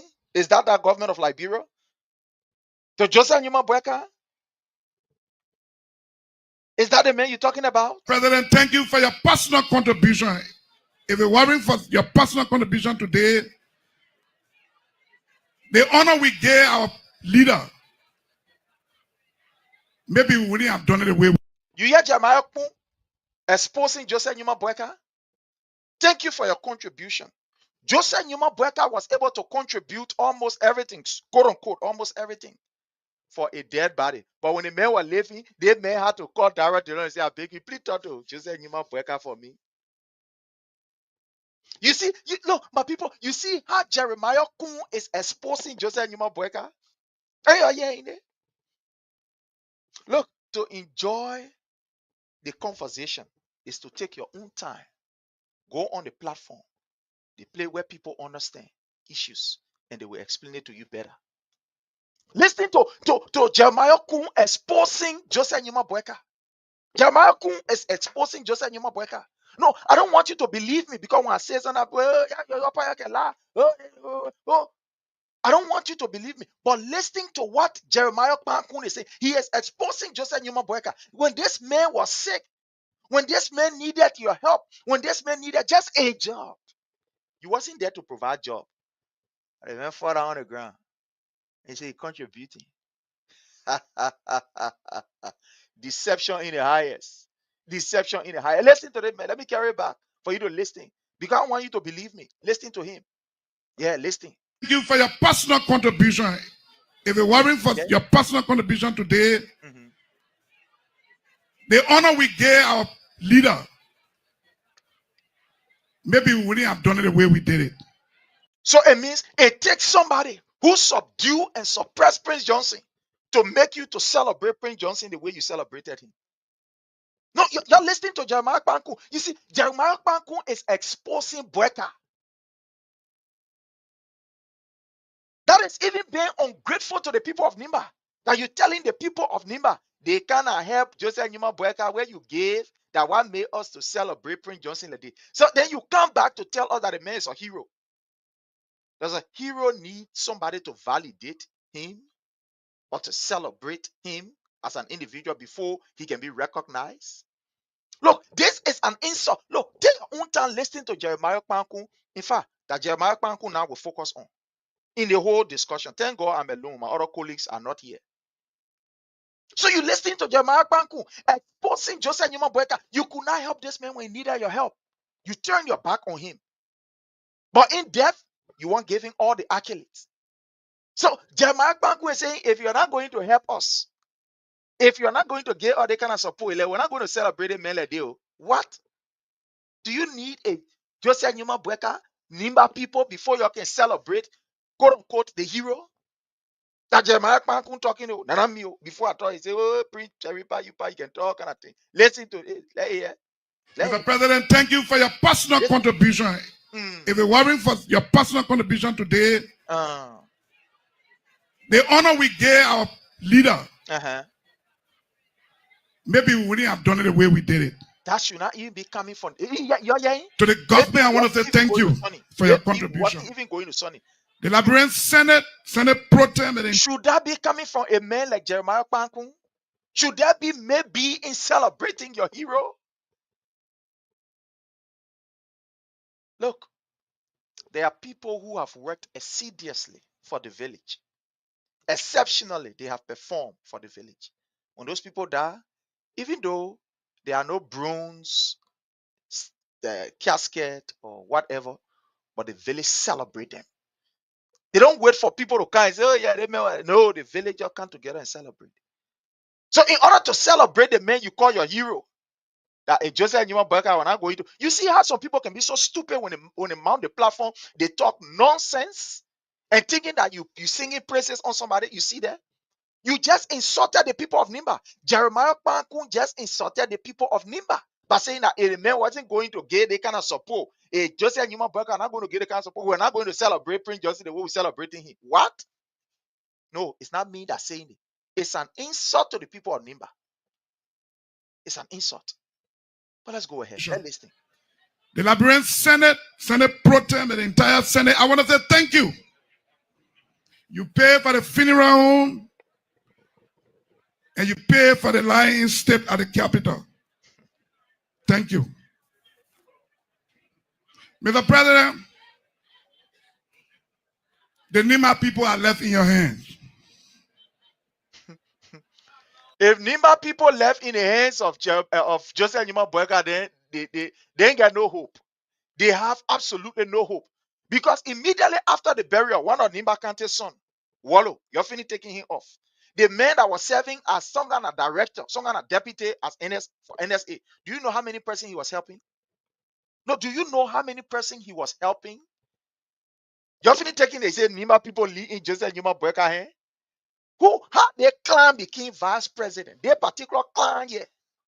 How did he become vice president? They Moppe. How did this Moppe become vice president? How we manage? How we manage that this Moppe became a vice president? How did we manage as a people? How? How did we manage? That they clowning and insulting the people of Nimba. That if it were not because of the support, what are you going to celebrate Prince Johnson a day? What? That means you telling the people of Nimba that they don't value their own hero. It takes Joseph Nima Boakai to make their hero to be validated or to be celebrated. That's what he's saying. No, that's why he's literally saying. No, listen to it. Let me carry it back again. Listen to it. Listen. To our traditional people. You are not even taking bath for a week because you are in your tradition. Thank you. Listen to him. To the government of Liberia. Listen. We want to say thank you. Mr. President, thank you for your personal contribution. If it wasn't personal contribution, listen to this play. That the people will know the man insulted the people of Nimba. That the people of Nimba don't know who Prince Johnson was. So it took the personal contribution of Joseph Nima Boakai to make the celebration of Prince Johnson to be what it is. But right, if Jeremiah Pankun was not a clown, in fact, all of the businesses in Nimba County should maybe be closed for the next 2 days or so. The man who subdued the man you call your hero, that the man you can't give praises to on the platform and say, not because of you, Joseph Nima Boakai, Prince Johnson are not going to be celebrated. But listen, don't believe what I'm saying. Listen. For your personal contribution today, yeah, the honor we gave our leader, maybe we wouldn't have done it the way we did it. Yeah. And yeah. If it wasn't because of your personal contribution, the honor that we gave, should you even mention that? You think the people of Nimba, let's even agree that Prince Johnson was not even a statesman, you were not even a senator. So you want to tell me the people of Nimba could not put together resources, could not put together the money and gave him such a befitting burial? Is that what you're telling the people of Nimba? Is that what they mope saying? They clown? Is that what he's saying? Listen. To the government, I want to say thank you. The Nima people are left in your hands. Yeah. Lean in here, Joseph Nima Boakai, when he's sacking the people, their son at the NSA director. Do you know how many person he was helping? You sack the man. You can't sit down here with your head about tone in your mouth. You say, oh, the people of Nimba left in the hands of Joseph Nima Boakai. Nimba nenda edel. Let's listen. Mr. President, sometime April 7, 2023, the people of Lofa County, the elders of Lofa, gather in Bon County to ask the Bon County people, being their nephew, you being a kissing man from Lofa County, the better people are your nephews. The elders of Lofa asked the elders of Bon County that your uncle was running for president and they needed the people of Bon County support. The elder of Lofa gave a cola and a white chicken to the people of Bon County. I wasn't there, Mr. President. You were there, but I heard of it. Mr. President, I'm told the people of Bon County received the chicken and the cola on April 7, 2023 and said they will support you. But they did not speak to their neighbors, the people of Nimba. And so the Bon County people sent for the elders of Nimba. The elders of Nimba gathered in Bon County. I'm told, Mr. President, it was between. This is an interesting part that I want all of us to listen to. You will know that their clown does not mean any well for Liberia, that we are in a mess. This is the part that I want you to listen to keenly. Listen. 12 to 2 a.m. in the morning. And the Bon County elder asked the elders of Nimba that our uncle is running and we want Nimba support. And the elder of Nimba said, your uncle is our uncle too. We will support him. But we want him to look among our children and take one of them to be toting his bag behind him while he's going to the mansion. Yeah. Why you think you elect a leader that is supposed to advocate for you, ensure that the right thing is done, ensure that they all sleep at Joe, that when he's sleeping, you will have a vice president who will be vibrant up, reminding him. They may say, you know, vice president, he's a bad tutor. So the people got together 2 o'clock. Imagine, is this not an insult to the people? For the people to get together and say they gave bad tutor? Is this not an insult? The men continue to disrespect and insult the people. Say that man be toting bad. What? Why must you disgrace the elders in this way, form, and manner? So you want to tell me the elder don't know better? That they put together and say, yeah, let's give back total to Joseph Newman Boakai. A man who can't even recognize after 3-4 hours the thing where he say you can't buy, he ain't even know it again. Then you say the people of Nimba, the people of Bon, the people of how you call the both people they came together and say let's look for bad total and give it. And you see why our country will not go nowhere under the idiots. And you see where we are. No one was killing all around the place. 1 year, the people they ain't achieve anything. Because when you get back total, what do you expect? What do you really expect? When you get somebody who is toting back, what do you expect? Nothing.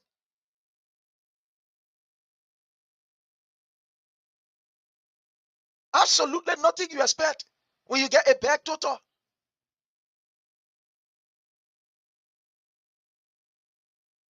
You get a back total, you don't expect anything better. Because that man will not be able to stand to remind the people and say, this is what we're supposed to do. They want we should not do it. They want we're doing it. They want we're not do it. No. A back total is a back total. You're there to tow back. You're not there to make any meaningful impact. But let's listen here. Senator Johnson was sitting on his porch in Monrovia, coordinating and giving direction to the Nimba people. Fortunately, Mr. President, I happen to be that child who the Nimba people gave you to tow your bag.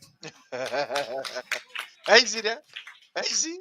Mr. President, I don't share a vice president relationship with you. That man is telling you and myself he is not even sharing a vice president relationship. That bad boy relationship he's sharing. Hey, you see it there? Hey, you see? Let me pause and take a while and welcome all of our people here. I want to say all of you are highly welcome. In a special way, I want to say to you, Pat Daves, thank you so much for everything. Henry Yongo, how are you, sir? I appreciate your presence. Rutland E.N. Shilu, thank you so much for joining us. Emmanuel Bro, how are you, sir? I appreciate your presence here. It's always a privilege for us to have you. Thank you for joining us there from the YouTube channel. Claude Allison, how are you, Mama? I want to welcome my own darling Vivian Nomade Yanse. How are you, Mama? How are you? Pui? Pui? I want to welcome Vivian. How are you, Mama? I hope you are doing great. I want to welcome our brother, Sharif A. Sharif. You are welcome. Thank you. I'm begging you. Tita. I hope you know, yeah, take time with the languages here. But I want to welcome our brother Sharif A. Sharif. Thank you so very kindly. I want to also welcome Claudia Allison. Thank you so much for joining us. Sabina Harris, how are you, Mama? Sabina, I appreciate you. It's a privilege for us to have you here. Thank you for joining us. Ellis Bopley, how are you, Chief? You are highly welcome. Helena Wilson, I appreciate you. I want to welcome my own lovely sister. Love you so much. Awatote, how are you, Mama? I hope you are doing well. All of you that are following us from the various platform, whether be it from YouTube, from on our page, Prince Sharif, I want to welcome all of you. So you see what we're talking about. You see why this government is dysfunctional. You see why this government has lost value and taste.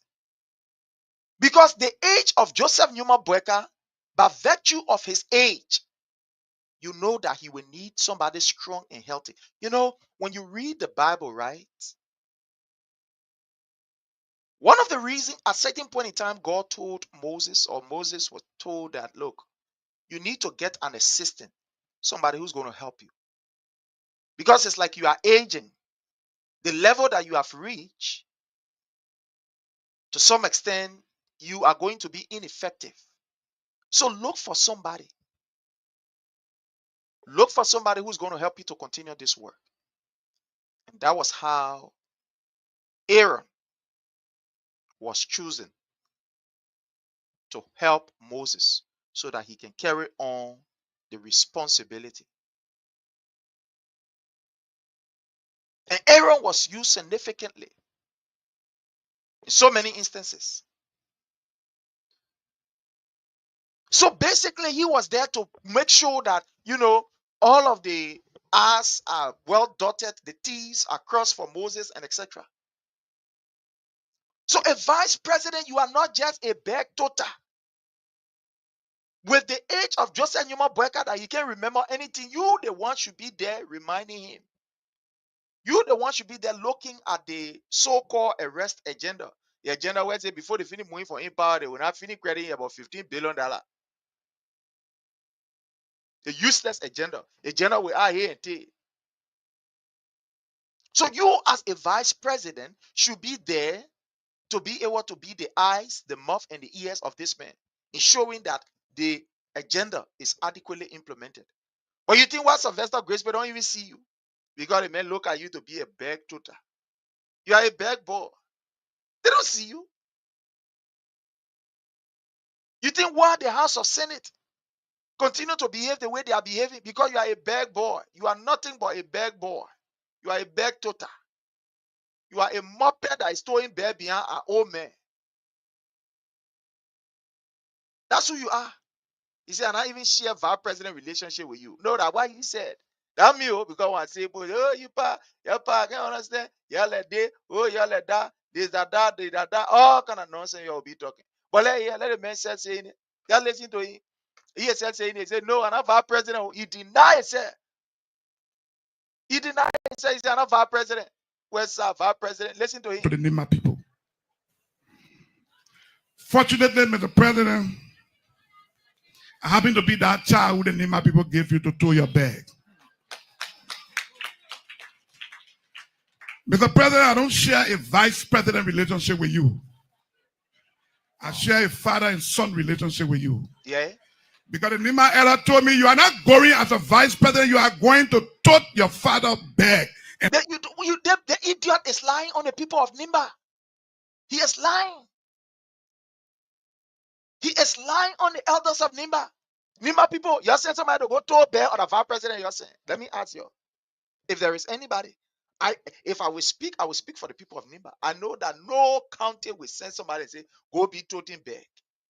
They sent you as vice president to ensure that the agenda that will affect their lives is adequately implemented. That you will be the eyes and the ears to remind this old man who quit to forget. You will say something today, and next day as he finish forgetting long time. After 1 hour, we're talking about 24 hours. After 1 hour, he gone. In fact, after some kind of 30 seconds, he finished forgetting about what he said. And you lying on the people of Nimba, the elders of Nimba, that they send you to go to bed. You Kwetombo, born now, the boy used to be beyond Kwetombo, be throwing a bag. Idiot, more pair of a higher class. Let's listen to him. I know him. That's why I behave the way I behave. And you see? So you behave the way you behave. You don't talk. Mr. President, our father is gone. At the end of the day, you sit down. Because why? You don't see yourself to be vice president. You see yourself to be bag ball. You see that why you behave the way you behave. The country is in a complete disarray. things are going helter-skelter. How did we come to this level? How? Where? When? How? How can we reach here? But fellow Liberians, this is where we are as a people. Let's listen. Listen. The people who you went, you say you were in the rain for. Now knowing that bad boy or sunny around the place. The man who coordinated and who was speaking to the elders of Nima on that fateful April 7th night is lying in this casket before us. The Nima people are left with no father today. But he showed you that we should follow you and we are behind you. You are our father, Mr. President. You see, for you to even tell the people of Nimba that they have no father. So you want to tell me the people are directionless? That the elders of Nimba don't have a succession plan? Look, what more Jeremiah Pankun said and open your mouth and just call the people of Nimba like that? Why? You just say that and just insult the people of Nimba like that? Man. You cause the people like that? No. Let's carry back for you to hear this, man. Hear this, man. The Nima people are left with no father today. But they are left with no father. Look there. Look there. So you want to tell me nobody in Nimba can serve as a fatherly figure, a hero figure? You say the people ain't got no father. This is a disrespect to the elders of Nimba, to the tradition of Nimba. You see how sometimes when people are overzealous, you got to take time how you talk. Because if you don't take time, you will be insulting the people. That's an insult to the people of Nimba. So the people of Nimba don't have nobody else that they can depend on, they can look up to, they can listen to. You think the people don't know their own? They don't know who Joseph Newman Boakai is and who Prince Johnson is? You think they don't know? Oh, they know. They know. So Joseph Newman Boakai is not their father. If Joseph Newman Boakai was their father, he wasn't going to sign paper and move the EPS wallow, the NSA wallow from there. Who is in Ibane?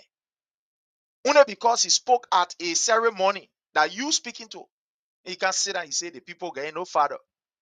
Nimba people, that your man Jeremiah Kun will say you're fatherless now. The old Nimba now, we shall know that lie, but you're listening to him. It's lying in this casket before us. The Nima people are left with no father today. But he showed you that we should follow you and we are behind you. You are our father, Mr. President.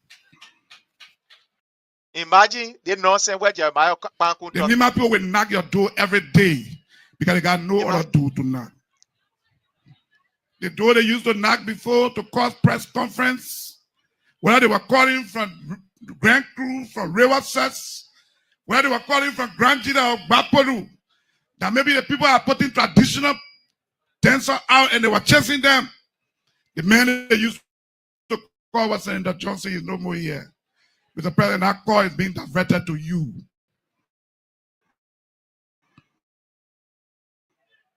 We will call you because he showed us to you before he left. The young people are Nimba. Let us work together.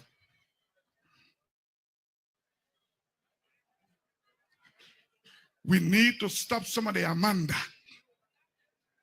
You cannot always be Amanda beyond people. They man will die, yeah. Every day man die, they bury their man, yeah. I'm a young man like yourself. Thank God we are having this. You see that? So the people who bring him to prominence now, after he finish causing the people at Nimba, they turn to the young people. He turned to the young people. My people, there's just too many things to say. Plenty things to say.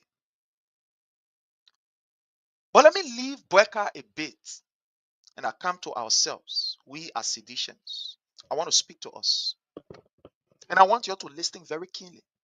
If you can cut this portion, cut it. And carry it. It is clear from all indications that Joseph Newman Boakai has failed the people of Liberia. It is clear that this old man is a pathological liar. All of what he promised the people, they are all lies. It is clear that you can no longer trust this bunch of hooligans, criminals. You can't trust them. So it is clear. But I want to speak this evening to my party. And I want to be very specific to our own chairman, acting chair Janga. Maybe after this live, I'm going to, I don't know. I'm supposed to go, but if I ain't go, I will come back here again. I will come back here. I'm just waiting. I will come back here. I want to speak to Honorable Janga. Honorable Janga, you are one of our proud son.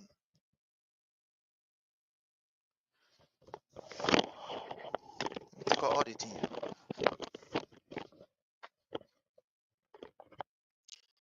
The reason why you see the shades on me is because of the light from the ray from the devices that I'm using.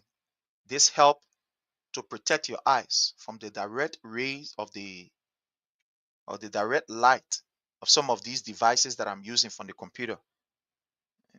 You know, so that's the reason why you see me wearing this shade. This shade not bluffing shades. It's not bluffing shades. So let me let you know first. Now the only reason why. So I want to speak to Honorable Janga Ko. I want to speak to Honorable Janga. And I want you to please tag them or any leader that you know of. You tag them. This one I will come back home as seditions. Honorable Janga, we are proud of you.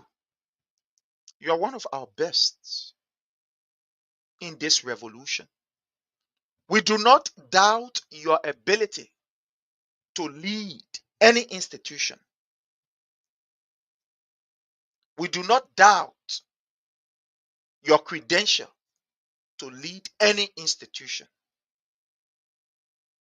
We do not doubt it.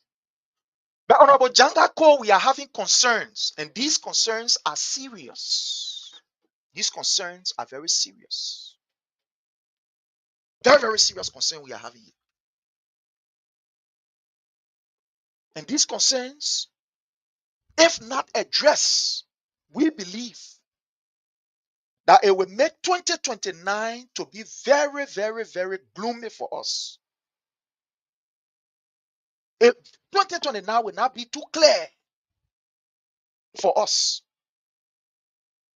There are patterns we are seeing from you, Honorable Janga, that we think that if it continue in this form, way and manner, maybe we'll sit down again and be crying siolele during 2029.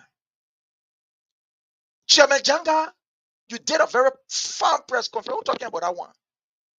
But look, let me say to you, fellow citizens, when we were in government, there were some things we could not say because, to some extent, we had to keep it.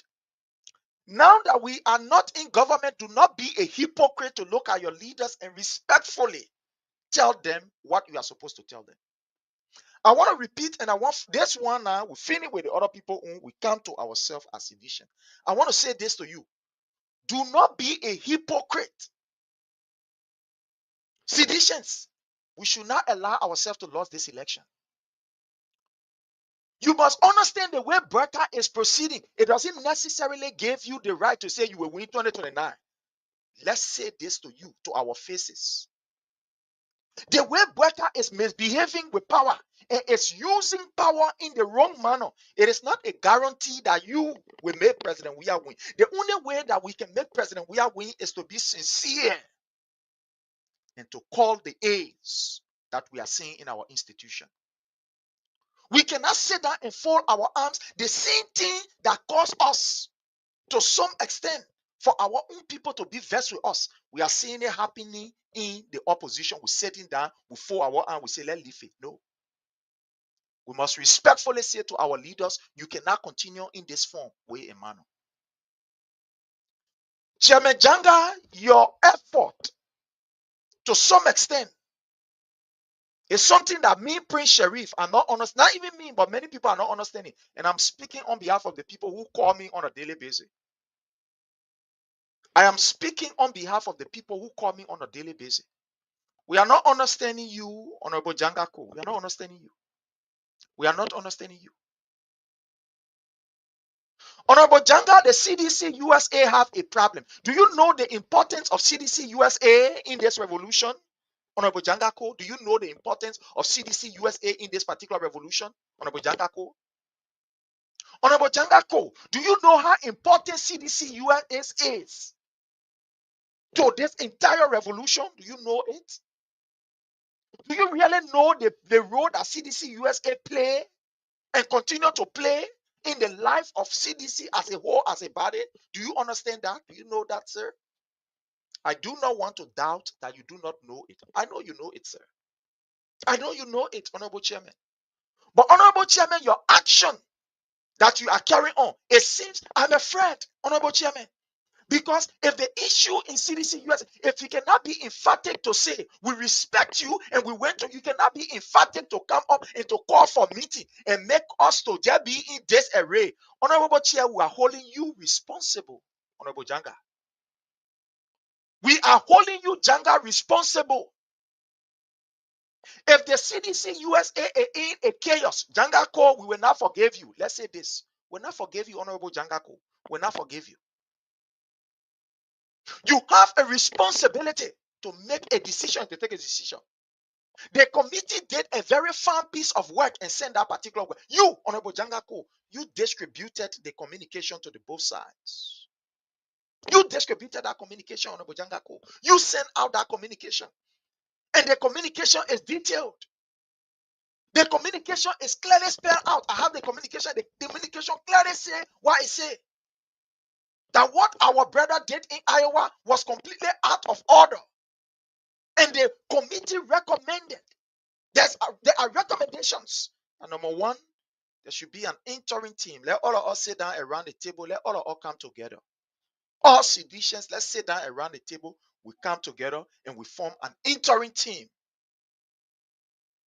That we should form an interim team. And that interim team will be able to lead for at least 6 months to 1 year. Prepare all of us. We sit around the table. We drink the peace, water. And from there, we go to convention. We're all happy. That's why the report say.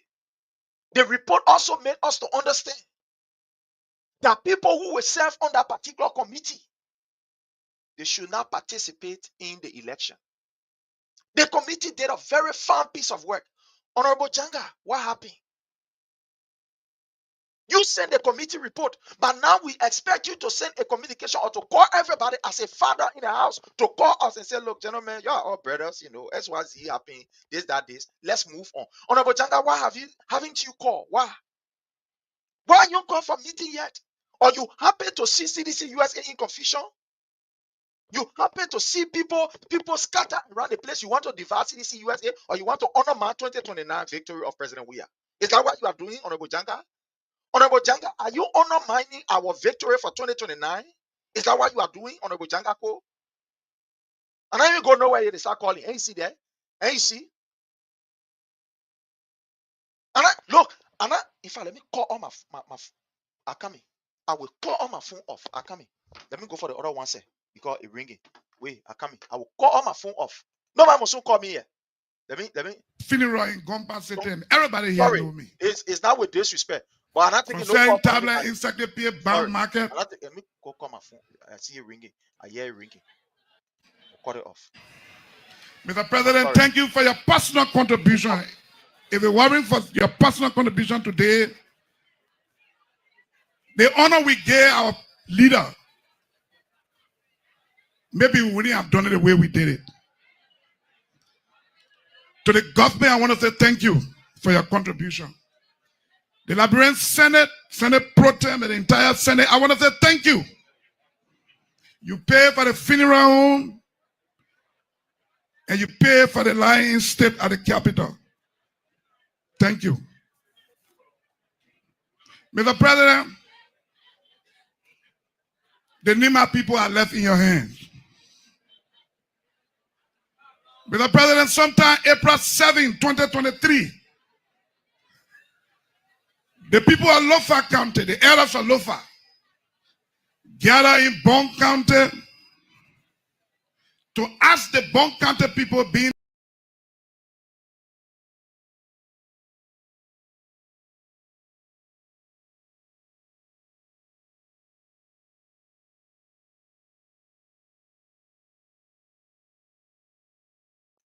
Why? You know the significant role that CDC USA play in the victory of 2017.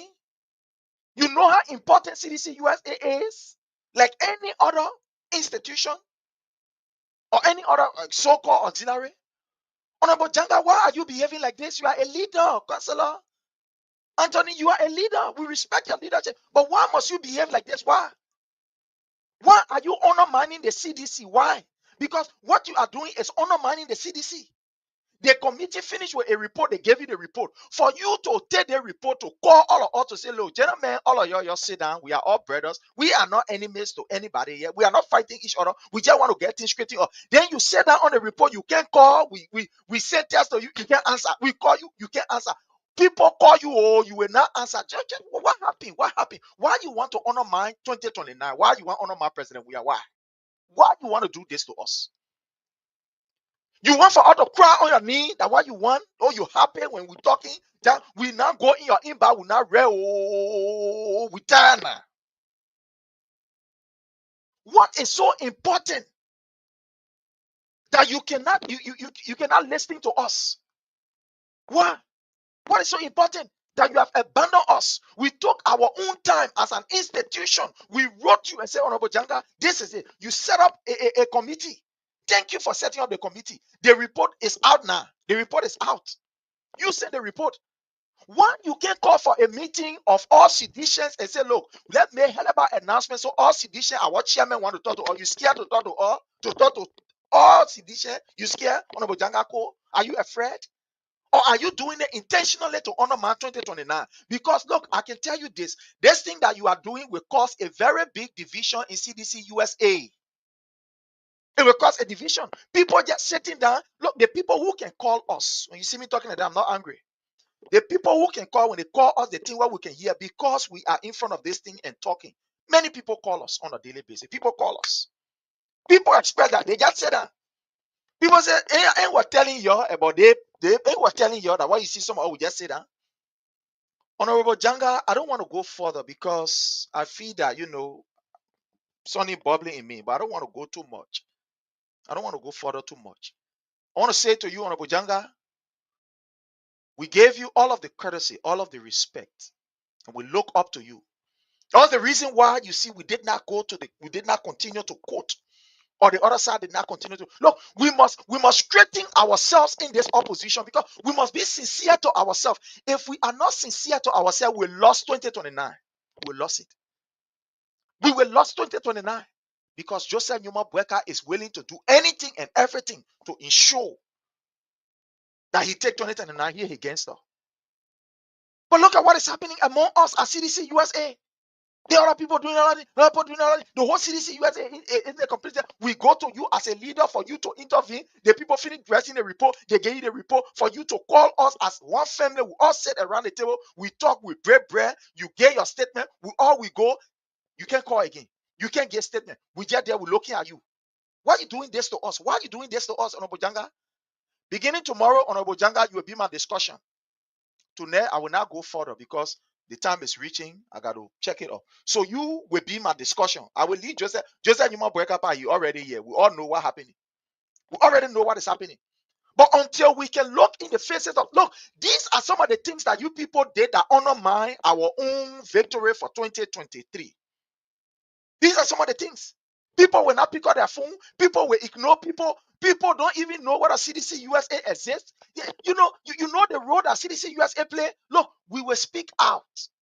It is not time that we will speak out. We'll not keep quiet, especially on our leaders. Our leaders will not be disrespectful. Will not use any words, that is completely out of order. What I mean, profanity will not be used, but we'll be very, very harsh with our words. It's either you gave us this victory, this freedom, and look, sometimes when you sit down for long,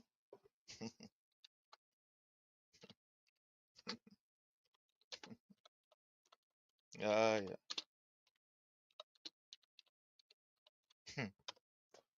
You know, my people,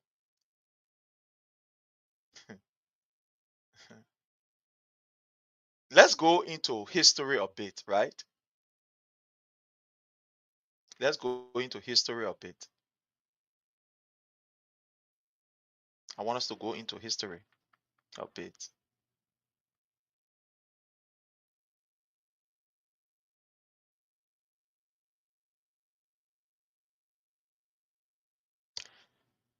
There was a lady called Emily Packard.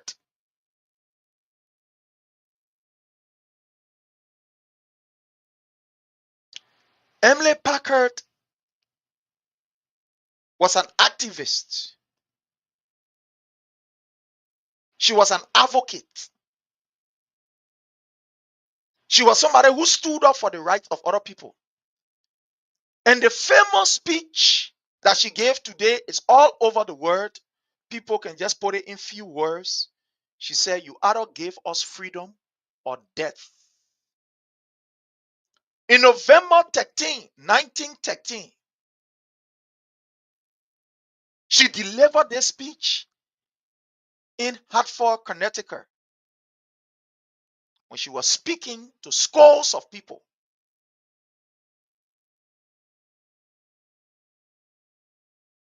When she was speaking to Americans, and she was speaking to people on the other side.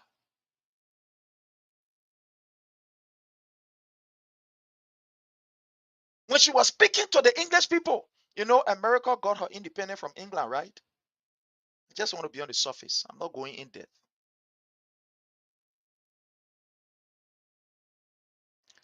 Emily told the people of Great Britain, their colonial master, you know what Emily said to them? She said, "I am here as a soldier who has temporarily left the field, the battlefield, in order for me to explain what I'm about to explain."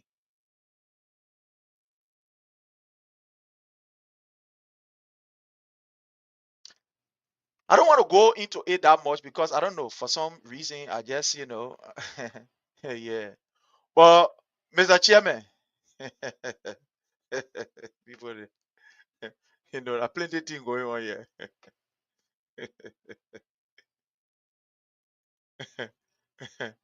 Yeah, plenty of things going on here. But anyway,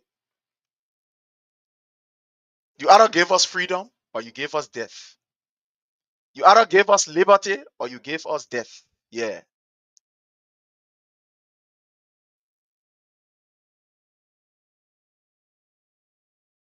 Patrick, a renowned orator, Patrick Henry, he also made this particular speech. Give us liberty or give us death. Chemejanga, you either gave us unity for us to work together or you gave us division. We cannot continue to do this, Mr. Chairman. We cannot continue to be begging you to solve. It is your responsibility. That's why you take up the responsibility as a leader. That's the reason why. That's the reason why you became chairman of CDC. But acting on what? That's why you became chairman. When there are issues, we call on you, Mr. Chairman. I know you're dealing with so many people. If the CDC USA, you cannot solve the problem yet. In Liberia, you go solve the problem. They want where you just need a phone call to say hello. Yeah, gentlemen, SYZ, there is a meeting. Yeah, that all of us. If you cannot solve the problem, the Liberia problem you solve, the way Joseph Newman Boakai is brutally behaving. If you cannot CDC USA, you cannot solve the thing that it can be discussed or it can be solved just over a piece of bread or drinking water. If you cannot solve this, the Liberia problem you will solve, that 2029 will entrust our life with you. Look, 2029, our life and everything depend on this 2029. And we need a leader who will be decisive. We do not have no doubt in your ability. But what happened, Honorable Chair? Honorable Chair, what is going on? We know you can do it. We know you can be able to bring this issue to a rest. Stop making brothers to go against brother. Don't do that, Mr. Chairman. Please, we hold your full, Papa. We hold you. We take God to beg you, Mr. Chairman. We take God to beg you. Do not take pleasure in seeing brothers going against brothers, sister against sisters. Don't take pleasure in that. Don't take pleasure to see seditions in disarray. There are people now on the other side. There are people say we'll do that. There are people say we'll do that. Don't take pleasure in that thing. We're begging you. We're begging you, Mr. Chairman. Please hold your foot. Yeah, Papa. We hold your foot. Do not take pleasure in that. We're begging you. You are one of the most astute and proud son that we have in our revolution. We are proud of you. Any day, anyhow, we will stand tall by you. But we're begging you, Papa, we hold your foot. Please, Mr. Acting Chair. It will not take you 3 years or 3 months or 4 months to solve this thing. This thing could have been solved long time by a phone call. You didn't do it.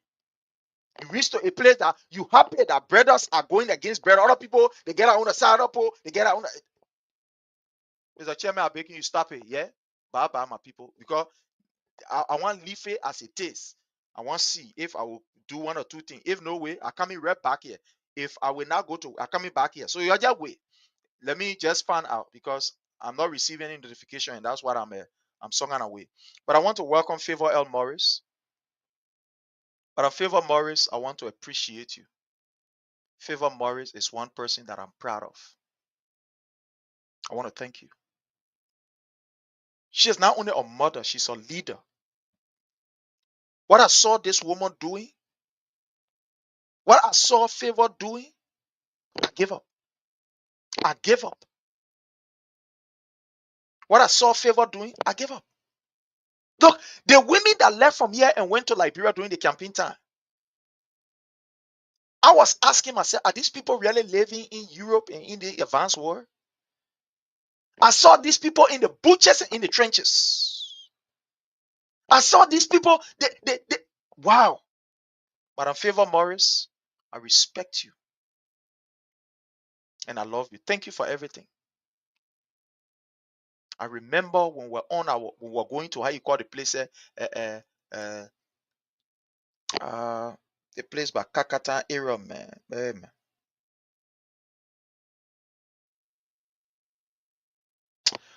I've forgotten. They play just left my mind. We play with one man in the interior there. Imagine that night. We come in the car tire bus. Whoa! The car tire bus. We told Fair, you're getting the other car. She said, what? Leave your here and go in work on a car. We always be here. We face the car. It are in the bush. We sleep tonight. We sleep. I'm leaving your here. So I'm in the place. I worry. I said, Mama, you got to get in the other car. Go. She said, no, I'm getting no car. I'm getting in no car. She said, I'm getting no car. I will be here. I want to make sure that the car is fixed. All of y'all get on board. We all go. So she was there when the car broke down. She stopped the other car. She said, the other person should get in the other car. We thinking, said, we're fighting for the woman. That woman, she said, no. She was concerned about all of us. The woman ensured that at a certain point in time, especially when we went in the villages, we went different areas for us to go and, our house-to-house stuff, to go and talk to people and the rest of it. Guess what? She was with us. At the end of the day, the woman did something, I want to ask her. I said, you military woman or what? She made sure that there was a comprehensive hair count of everybody that went down there because there were many. Everybody got in the car. And I was fortunate to be riding with her. We all got in the car. She asked, the other person here, the other person here, the other person here. We all got on board. After getting on board, she said, let's go. Coming, car tire boss. She said, the car tire boss. Those of you who you need to go home, get in the other car. She stopped the other car, put one person here, one person here, one person in the other car. She said, the car here will not leave in here. We face this car, I will be here. We think we say, but get in the other car. I say, no. Y'all will be here, y'all face the car. I want to make sure that y'all leave from here.